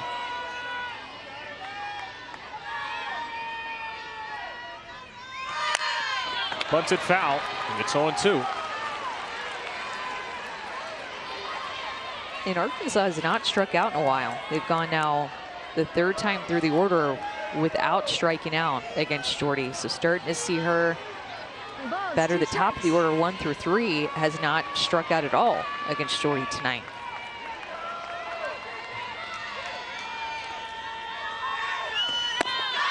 Pitch number 99 from Nebraska's number 98 is low. Johnson led off the game with an infield hit. Strike to ball ratio fantastic for Fromm. Only the 1 walk, and it was on a borderline pitch at that. Pinch runner Reichart at first. The go-ahead run in the 8th. Taken wide for ball 2. Reagan Johnson has meant so much to this program. Courtney Deifel a couple of years ago said she's probably the fastest player we've ever had in our program. The all-time Arkansas hits leader, past Hannah McEwen in late March. And she'll slap a ball to shortstop here. Kuzak a quick flip. She gets the pinch runner Reichart for the 1st out.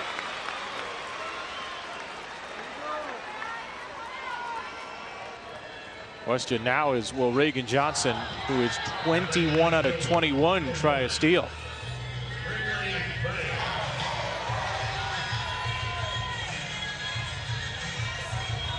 Finley Bain has returned to the game after Kyler Del Duca pinch ran and was a defensive replacement after that.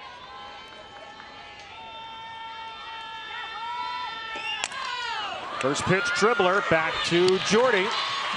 So Johnson up to second. Bain retired. And a runner at second base for Ella McDowell. Bain 1 for 4 with that infield hit.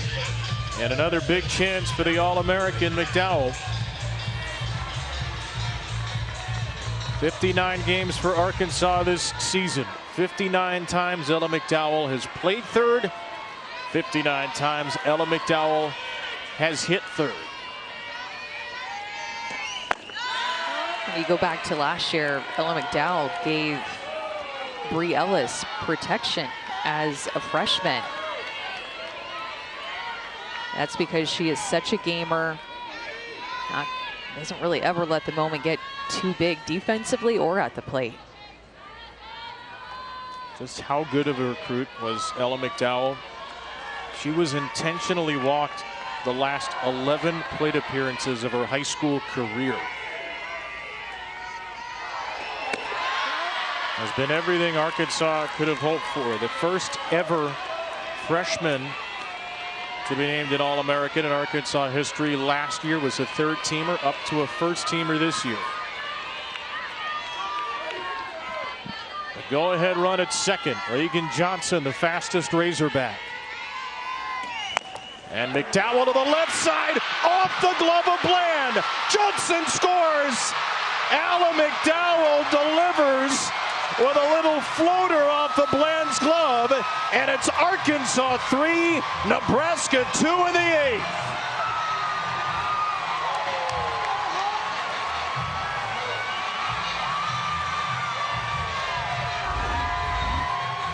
It's a hitter's count, and McDowell is looking to hit. She gets a changeup. She's aggressive. She sees something out over the plate. She's a little bit in front of it. And finally, something is out of the reach of Bland, who has been a star at third base. But the other third baseman gets it just over her head for the go-ahead.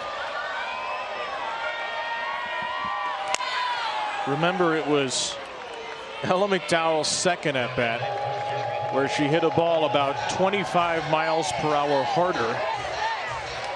And Samantha Bland made a diving catch. So she figured out a couple of times later, just hit it soft. And now Tiana Bell. 0-2. Arkansas's first run since the second. And the Razorbacks strike first in the extra inning.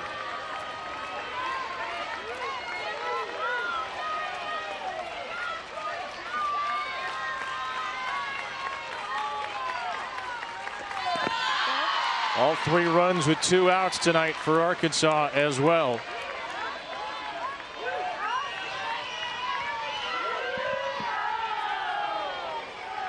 Jordy Fromm with her longest outing by innings of the year.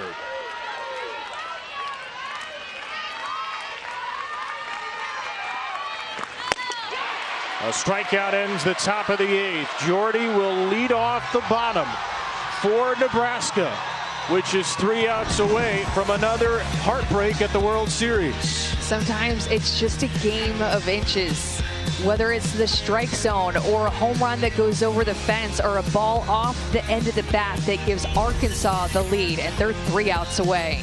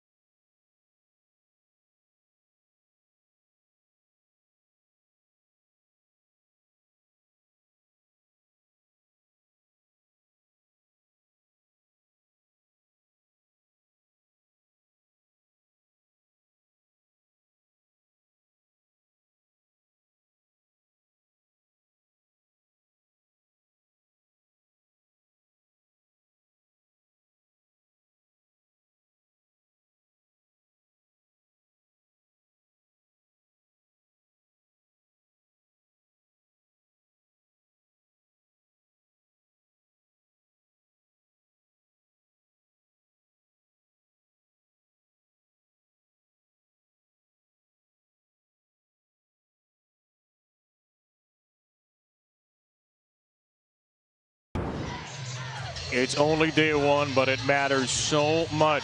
90% of the World Series champions started with a win. Yes, you could beat 2021 Oklahoma or 2018 Florida State, but the odds are not in your favor. And Arkansas and Nebraska are trying to grind out this hard-earned opener with a win. Ella McDowell's little bloop single. Score Reagan Johnson as the Razorbacks in front with Jordy Fromm, who has pitched her heart out at the World Series once again, standing in the batter's box against Peyton Burnham. 1, 2, 3 in the Nebraska lineup. And Fromm rolls a grounder foul. Peyton Burnham has just done such a great job of throwing Nebraska off balance. A lot of soft contact, a lot of ground balls, a couple in the air, but Peyton Burnham has just come in and done her job, kept these pitches low in the zone with her changeup and her drop, and rolled a ton of ground balls. On the single season Nebraska home run record holder takes high from Burnham. And of course now she's given a different look, right? Because she's been going so often down in the zone, showing Jordy Fromm more up in the zone in this at bat, which she can do, and it's a great pitch for her. Off speed, she drops in a strike. A perfect count. pitch. Yep. I mean, that is a must-have pitch there, and she knew that she could just paint that corner with Hidden Freezer. Burnham has retired 11 in a row. Up and away to Fromm, and it's 3-2. Only the third 3-ball count Burnham's been in today. She's escaped the first two. Over to third and picked by McDowell on a line for out number 1. She has been a magnet. Just had herself a day over there at third base. Gotten tested a lot in all kinds of different ways. The go-ahead RBI now gets the first out at the bottom of the 8th. 12 in a row retired by Burnham after she allowed a single to start her outing. Hannah Core, a sac bunt and 2 ground outs. Lines the ball to deep left center. Johnson on the run, and it's gone! Hannah Core has tied it in the 8th.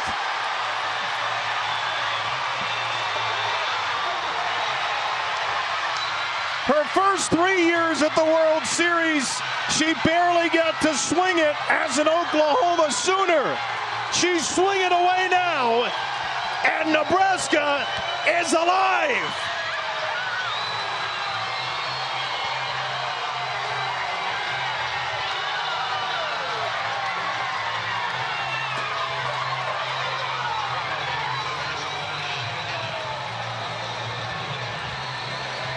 The 7th home run for the kid from Yorba Linda, California, who has sent Big Red Nation and the Bowlin Boys into overdrive.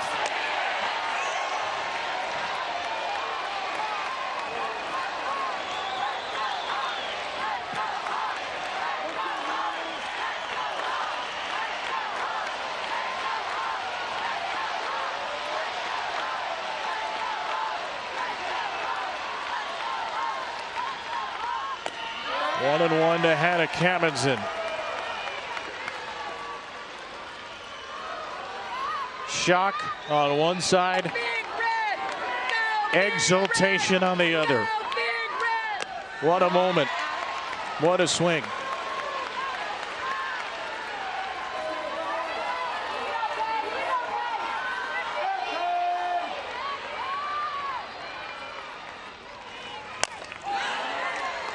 And now any ball that's going to be hit, the Nebraska fans are going to lose their minds. They are juiced up.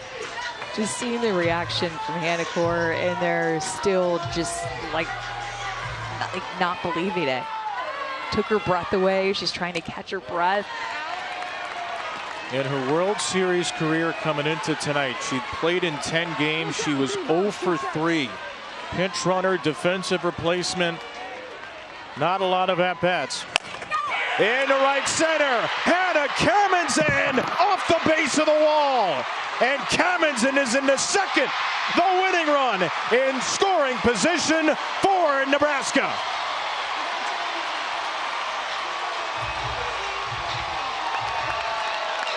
Oh, so close to ending it. but they are now just one hit away, perhaps, from ending it.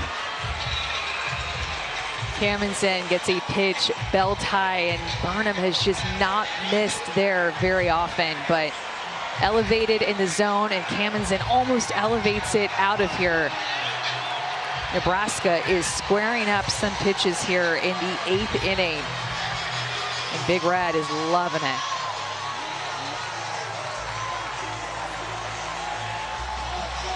And Courtney Deifel will make a change in the circle, and it's going to be a Robin Herron re-entry.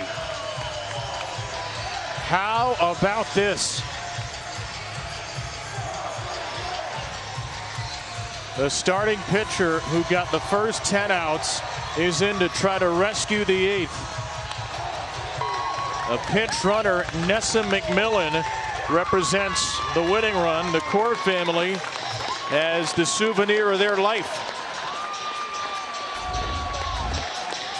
Hannah Core had said that some of the things that she had passed on to the rest of her teammates who haven't been before are just to take in all the sights and the smells and the feels. And this feel off of a bat like that, she's going to remember forever. The other sound she's going to remember is the roar of Big Red as they saw that go over the fence to tie up this game.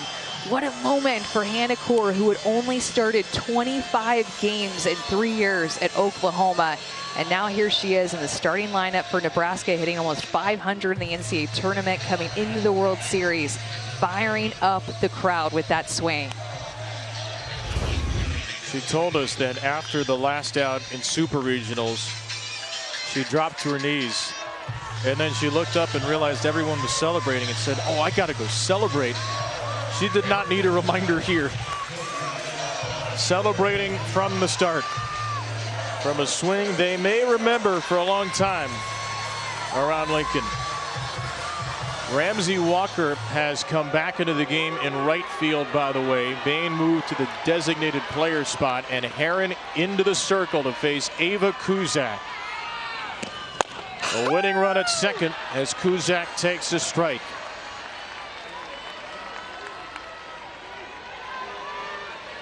A kid who was here at the World Series 4 years ago when Jordy Ball was playing for Oklahoma and Ava was in the stands. Swings and misses at strike 2.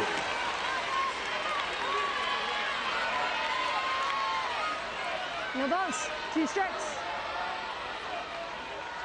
Nessa McMillan, the winning run, right behind Herron. Here's her 0-2.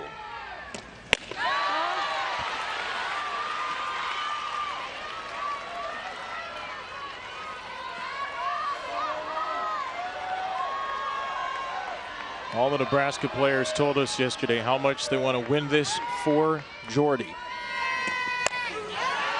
And Hannah Core has Nebraska one step closer to doing just that. Trying to win it for her, trying to win it for their head coach in her 34th year, Rhonda Revelle. Win it for this Cornhusker fan base, which has come alive. A 1-2 for Kuzak. Up the middle, it'll be Rijo, the shortstop, on to first for out number 2, and now the winning run is 60 feet away. But there are 2 outs in the bottom of this 8th inning. It's still so big, though, to advance the runner there an extra 60 feet and be 60 feet closer to scoring, because Robin Herron likes to throw that changeup. Oftentimes it goes in the dirt. Kennedy back behind the plate does a good job of blocking it, but now you have different ways to score off of mistakes. Jesse Farrell, a walk and a hit against Herron today.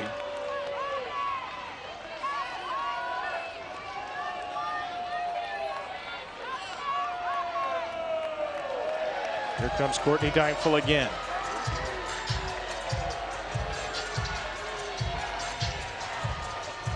Arkansas 2 outs away from victory, is 1 base away from the agony of defeat. couple of the hits before Robin Herron had gotten taken out of the game. One was to Farrell on a curveball. I think Courtney Dykewell telling her, if we throw that curveball, you have to work it hard in, cannot leave it out over the heart of the plate. Actually, they're going to go ahead and looks like they're going to walk her.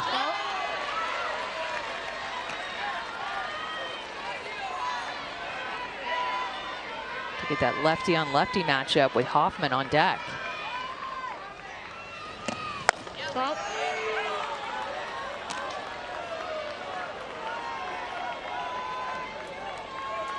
Got to be careful on an intentional walk at the World Series. We know that from last year's Champ Series. Stop. Particularly against tall right-handed hitting catchers.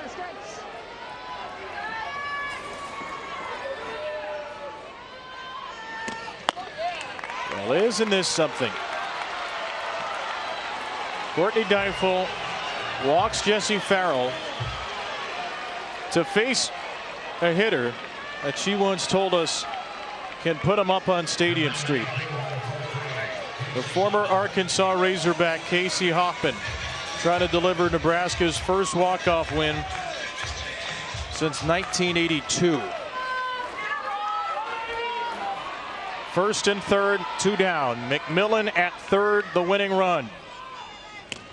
Hoffman comes up swinging. It's a good pitch to hit too. That curveball that we've been talking about against Herron. It's the best pitch to hit. You don't necessarily want to go for the rise or the changeup. That curve is the best pitch to hit.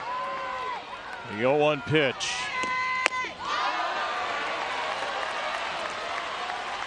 The new world order in college sports.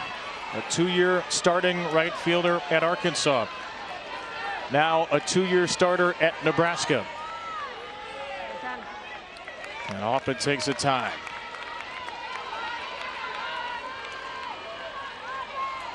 One ball, one strike. Herron to Hoffman. 1-2. We've had pitchers work at a really fast pace tonight. See, Hoffman is taking that timeout as Herron was wanting to quickly go into her pitch. But these nightcap games have seen pitchers quickly get up on the pitching mound and go.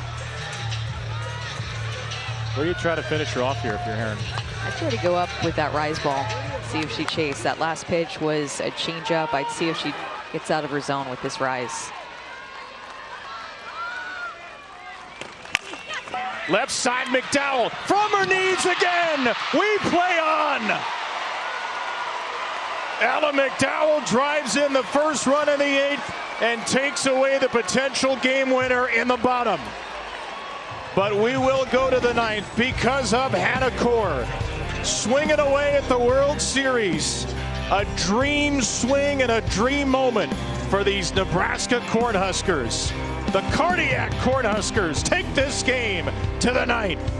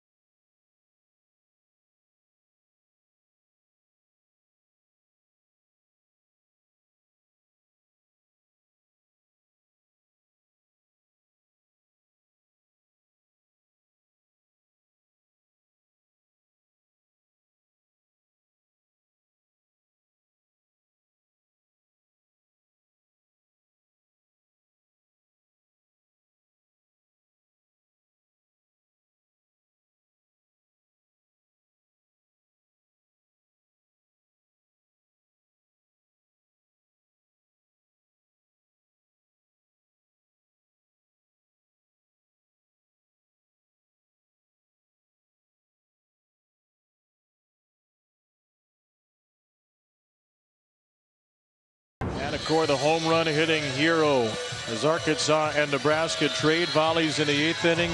An identical line score. Two teams 1 seed line apart.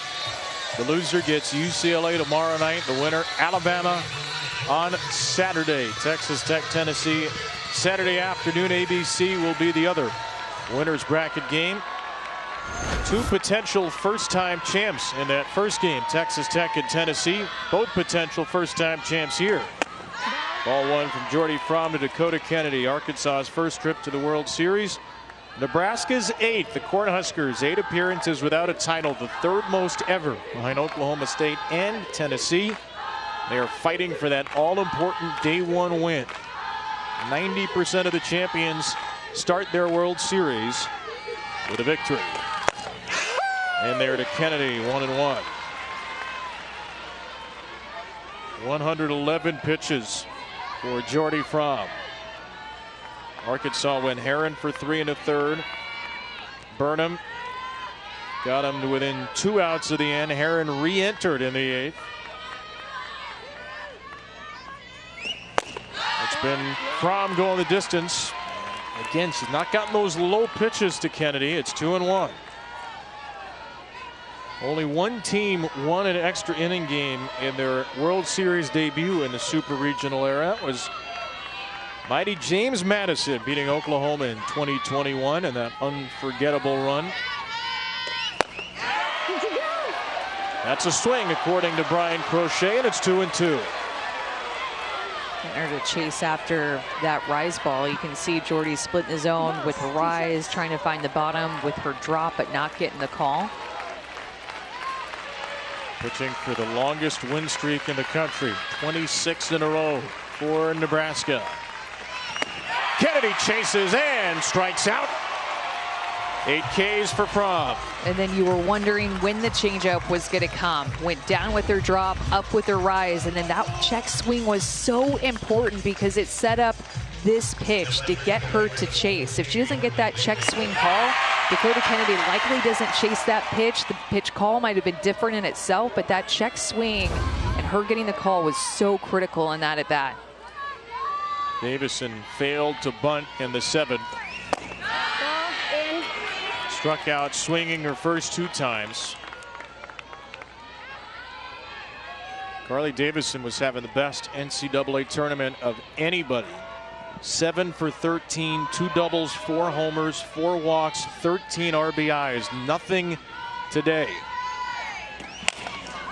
A fly ball to shallow center. Court comes sprinting in to make the catch.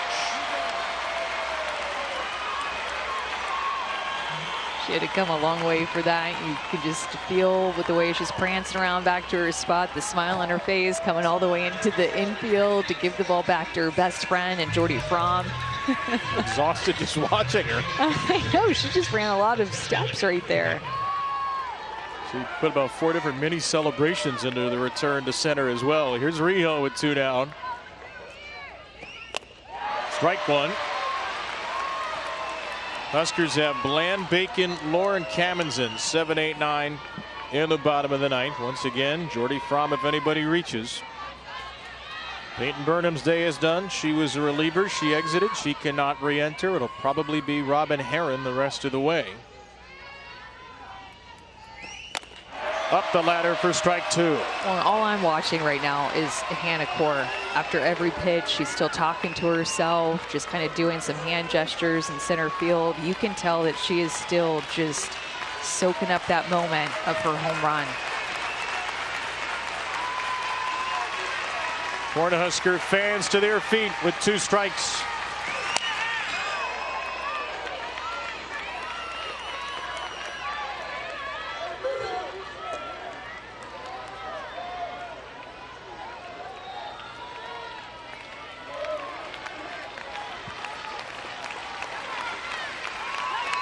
Riho 3 groundouts tonight. Pitch number 120 from Fromm. All the way again.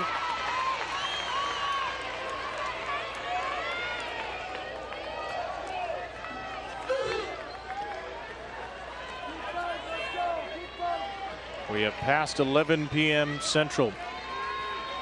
here in Oklahoma City. Those of you watching in the Eastern Time Zone, happy Friday. SEC and Big Ten after dark in Oklahoma. Did she? Nope.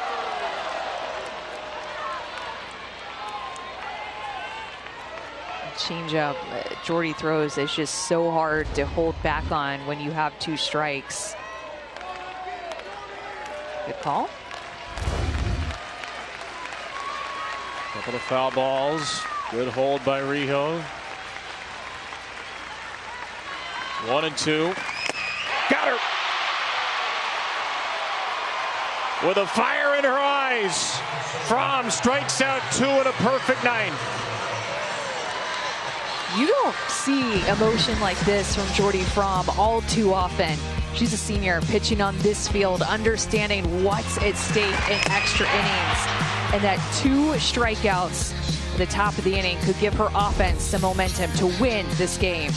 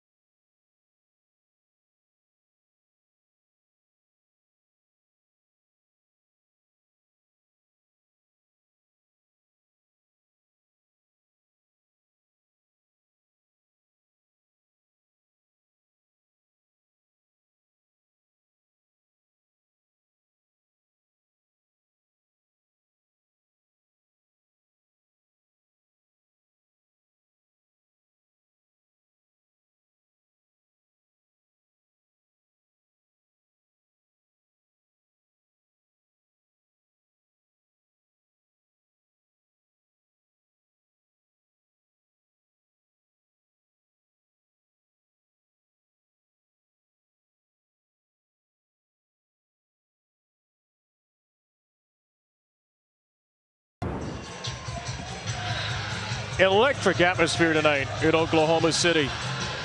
Arkansas and Nebraska fans have been waiting a long time for this night, and they've been going through it. They've been going through the stages tonight on both sides. But we have had the biggest Session 2 crowd in the history of the World Series. 12,605 for the night session. UCLA, Alabama, and Arkansas, Nebraska. We just continue to break records year after year here at the Women's College World Series. And I know this is a bucket list item and becoming a real must for a lot of sports fans around the country and maybe the world. Come on down to OKC. Nothing like it this time of year. Samantha Bland to right field on a line and caught. So Robin Herring, who threw the first 3 1/3 innings, re-entered in the 8th, got out of a big-time jam, and now will try to send this game into the 10th. First extra inning game at this World Series. Last year we had 2. The last one, Tennessee beat UCLA 5-4, walking them off on Sunday of last year on a Laura Mueller base hit. Bella Bacon fouls one away.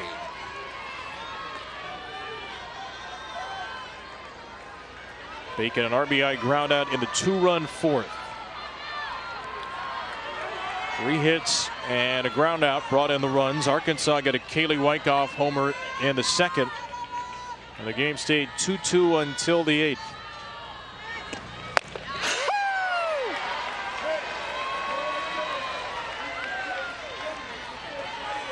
Jordy Fromm waiting. Perhaps she'll be pitching the top of the 10th, but a base runner means she would have a chance to hit. She's 1 for 4. Bacon muscles one over to second base. Nelson makes the play.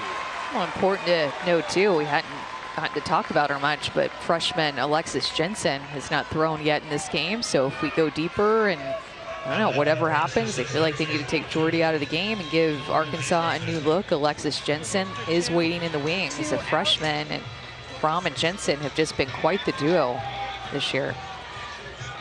Rhonda Revelle is out to talk to Susan Eads, and she will pinch hit. First pinch hitter of the game, and it'll be Alina Felix, senior from Tucson, to bat for Lauren Kamenzen.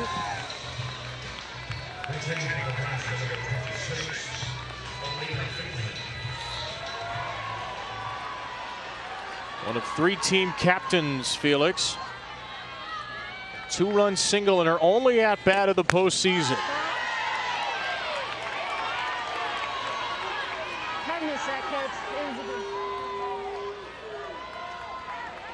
Just 12 at-bats on the season, 6 for 12, plus 2 walks.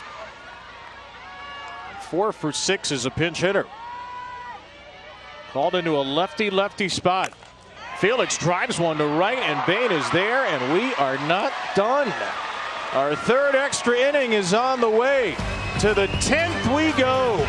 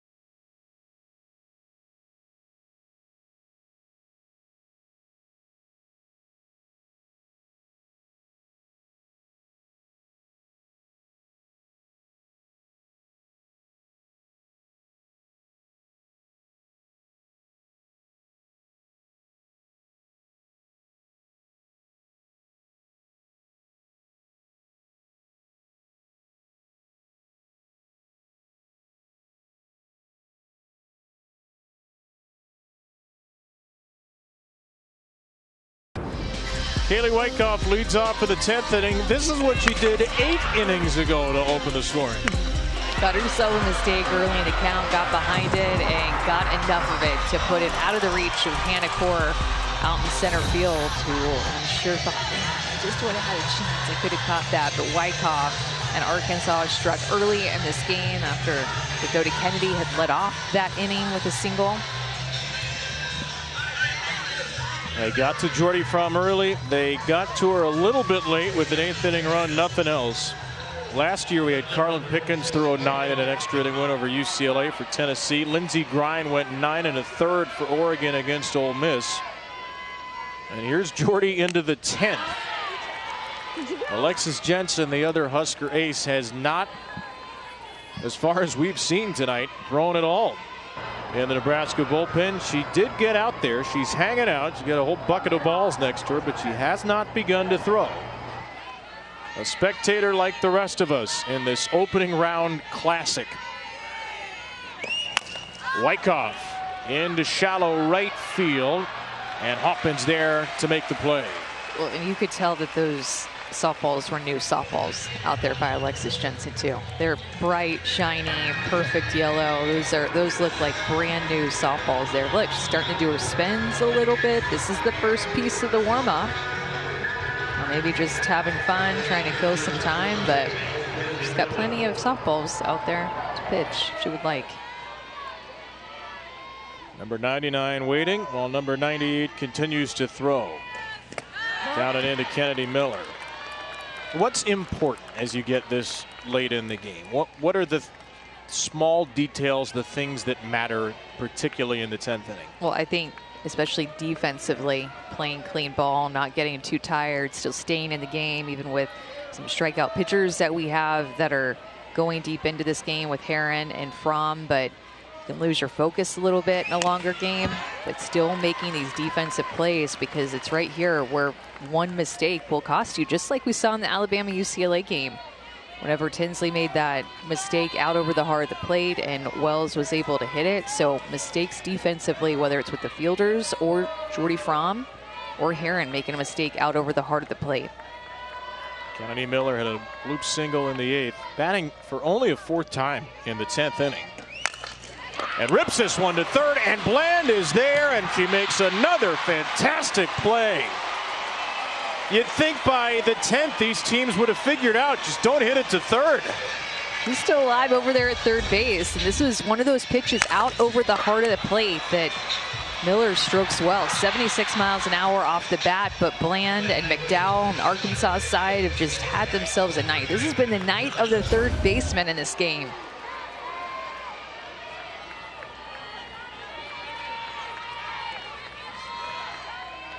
A career high 9 2/3 for Fromm.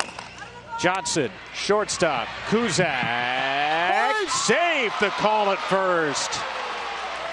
Johnson slaps out her second hit. I know Reagan Johnson is fast, but I feel like she's running a little bit extra faster tonight on this field. Bang, bang play. I'd love to see another look at this. I actually did think that she was safe watching it live. Rhonda Revelle might like to see another look at it too. Look at the stride. She's safe. Yeah. And Cusack played that perfectly. Not much more that she could have done, but Reagan Johnson is like blazing Nebraska fast. is challenging the safe call at first base. The play is now under review.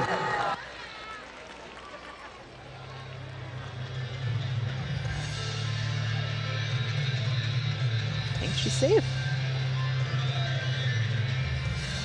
And a new double bag in softball this year to try to prevent collisions at first base. Fielder has to touch the white part, the inside of the bag. The runner can get to the outside of the bag. After review, the call has been confirmed. The runner was safe, and this is Nebraska's first challenge. They have one remaining, but of course, sort of like whose line is it anyway now? The challenges are meaningless. The points don't matter. You can ask for a crew chief review if you lose them this late in the game. So, you try to steal here for Johnson? I don't know about that. Maybe an account, that's what I was going to say, is maybe an account where they can predict a Jordy ball changeup that they'd be expecting in the dirt. Like that would have been a great pitch for her to run on. Tough for Farrell to handle. She's been great back behind the plate for Jordy. Brinley Bain, the batter, the freshman's 5th at bat.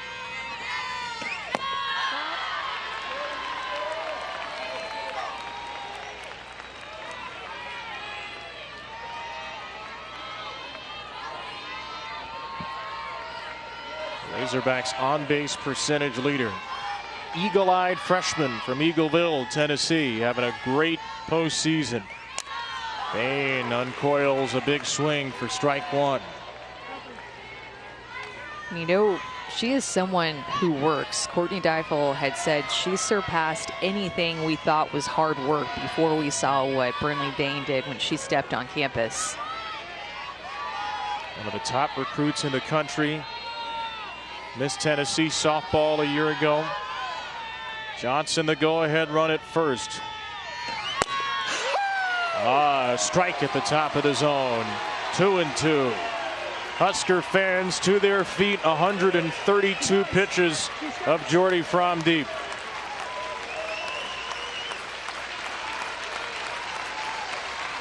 They're sticking around to the end tonight. You can guarantee that. Softly hit to Bacon. Bain is out. The top of the 10th is over.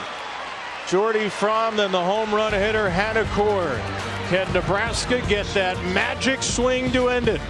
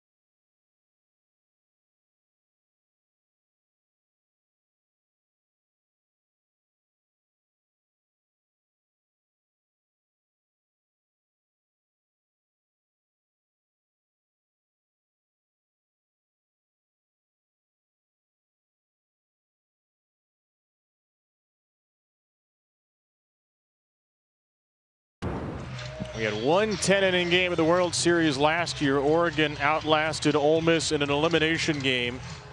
And day one of the World Series, Arkansas and Nebraska soldier on to the 10th with starting pitcher Jordy Fromm, who's thrown all 10 innings, leading off against Robin Herron, who has not.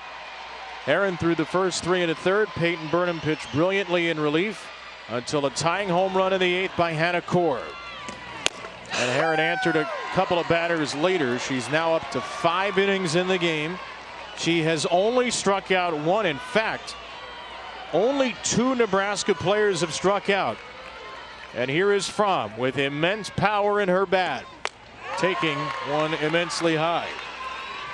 It's an Arkansas team that returned its entire pitching staff from last year. One of the best strikeout pitchers in the country in Robin Herron. And they have only struck out 2 of 36 Nebraska batters. Hannah Kamenzen in the 1st and Hannah Kamenzen in the 5th. And Kennedy Miller has an issue now. Like an issue with her left eye. Severe contact. Yeah, it could be. Eye drop time in the 10th inning. As far as we know, no pitch has been thrown where one of the Arkansas pitchers' cleat has kicked a clod of dirt onto the ball. We had that issue with a catcher last year. Yeah, and if it did happen, our crew would be all over it. I'll be all over it. That was right around this time. It was the midnight dirt ball, and it's 11:23, so we're getting into the midnight dirt ball zone. We talk about the pitchers and how long they have to go. It's a lot to be a catcher here too, behind the plate for all 10 innings, and one of these catchers is going to have to come back and do it again tomorrow, which pretty soon is going to be one of these catchers is going to have to do it again today as Kennedy disappears into the dugout.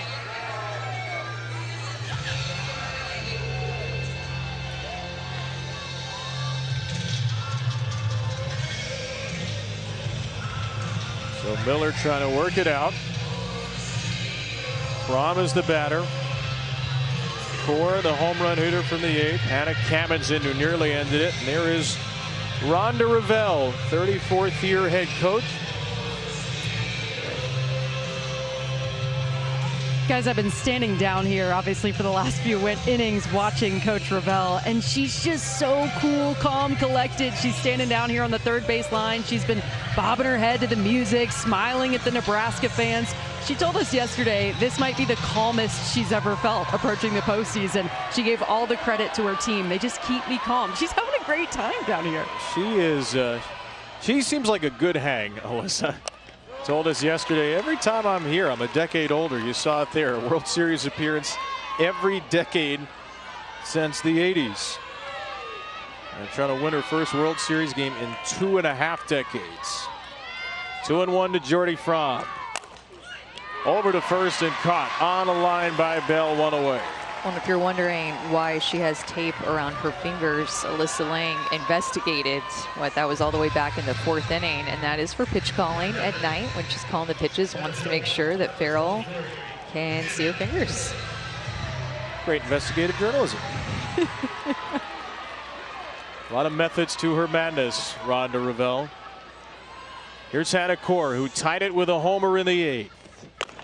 And takes a strike here. This home run just ignited Big Red. I think fans watching this game just got them in it. Solo home run by Hannah Kaur to tie things up. What a moment for her. And she's hit. Kaur tied it in the 8th, and her run can now win it in the 10th. To get this rise ball up and in her hands, not let her hands get extended after that home run. It looked like it went up by the knob of her bat as well, but you could see she took it off of her wrist. Oh, it's gonna hurt. 6th batter Herron has hit this year. Hannah Kamendsen. That one skips away from Miller. Kaur to second. Thought about third. She'll hold there. The winning run once again in scoring position on a Robin Herron wild pitch. And you have to be careful with that. We talked about it, I think it was last inning or maybe 2 innings ago, with runners on base and Herron wanting to work a changeup low in the zone. Kamendsen chips one to left field and out number 2. 1 for 5 night for Hannah Kamendsen. And yet again, a 2-out opportunity for Nebraska. The captain, Ava Kuzak. Nebraska, time and time again, has had 2-out opportunities, and they have not broken through.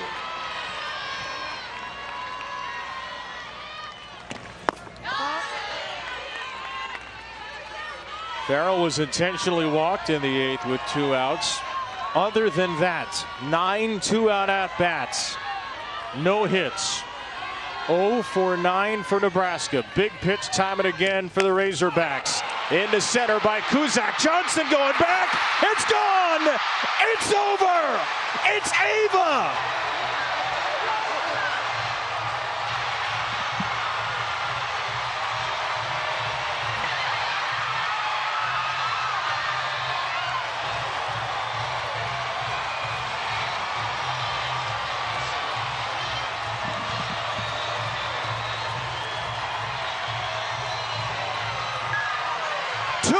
Magic from Ava Kuzak, and it was worth the wait.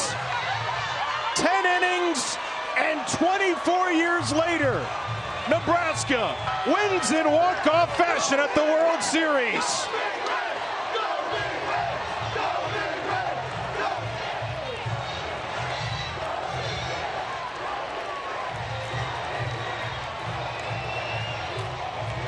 The kid who had to show her head coach how to put a picture of Devon Park on her phone wallpaper on her official visit a couple of years ago will now have pictures and videos to last a lifetime at Devon Park.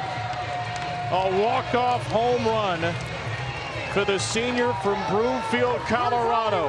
And Nebraska outlasts Arkansas to storm ahead to the winner's bracket. And it goes before that too, Kevin. You talked about all the little girls that are here watching the World Series be played. That was Ava Cusack. Her grandparents got her tickets. They came here to a Women's College World Series game, and her grandpa said, one day that's going to be you. And now hitting the home run, got the big swing. What a moment for Cusack. And Hannah Core as well. This is why you want the last at bat and all the offense in our game. You want to have the last say and a chance to walk it off. Said her grandpa was bawling his eyes out on the field when Ava and Nebraska won to get to the World Series. And our hero is with Alyssa Lang. Ava, you told us yesterday that you helped coach put her screensaver as Devin Park as a manifestation of being on this stage. You just hit the walk-off to open Nebraska's journey here. What's going through your mind right now? Honestly, I'm just so grateful to be a Husker, and I'm just so proud to be a part of this team. I mean, these girls are my best friends, and I would do absolutely anything for them, and I'm just so blessed and so grateful. Walk us through what it was like in the dugout, what the conversations were like as this went into extra innings. I feel like we were just sitting there and we're like, we're on it. Like, we just got to keep grinding, find a way to get on. And that was honestly my plan, just get on for the girl behind me. And we were just planning on keeping our barrels going through the zone, and that was our plan. You also told us that this team would run through a brick wall for Jordy Fromm. What did you see from her in the circle? I mean, she is just amazing. Like, how can you not battle for that girl when she gives you every single ounce of her? And it's just insane. Like, I just love that girl. She is an amazing human and an amazing player. I mean, she is building and growing softball insane, so I just love playing behind her. You came here to Oklahoma City as a kid with your travel ball team, and you told us your grandparents bought you tickets to come here and watch the World Series. You told your grandpa, I'm going to be here playing on that field. What do you think grandpa's thinking right now? I think he definitely has some tears right now, and I feel like he's definitely just going back to that moment when I sat next to him, which I am right now too. Go celebrate with him, Ava. Congrats. Thank you. Go Big Red. Is that not what this is all about? This sport, this game, this tournament, this family that is the world of softball? How much it means for her, how much it means for her family is hard to comprehend. She is our Capital One rewarding performance. His swing, pitch out over the plate, belt high, and you talk about getting your best swing off. And Ava Cusack, coming into the World Series, said our goal is just to go up and get a pitch that we can hit as hard as possible. It has been our goal the entire season. Big time production for Nebraska's offense. Robin Herron, is painful to watch that ball go over the wall, but it is not painful if you're Ava Cusack and the rest of Big Red Nation. A walk-off home run at the Women's College World Series when it was just your dream to make it here.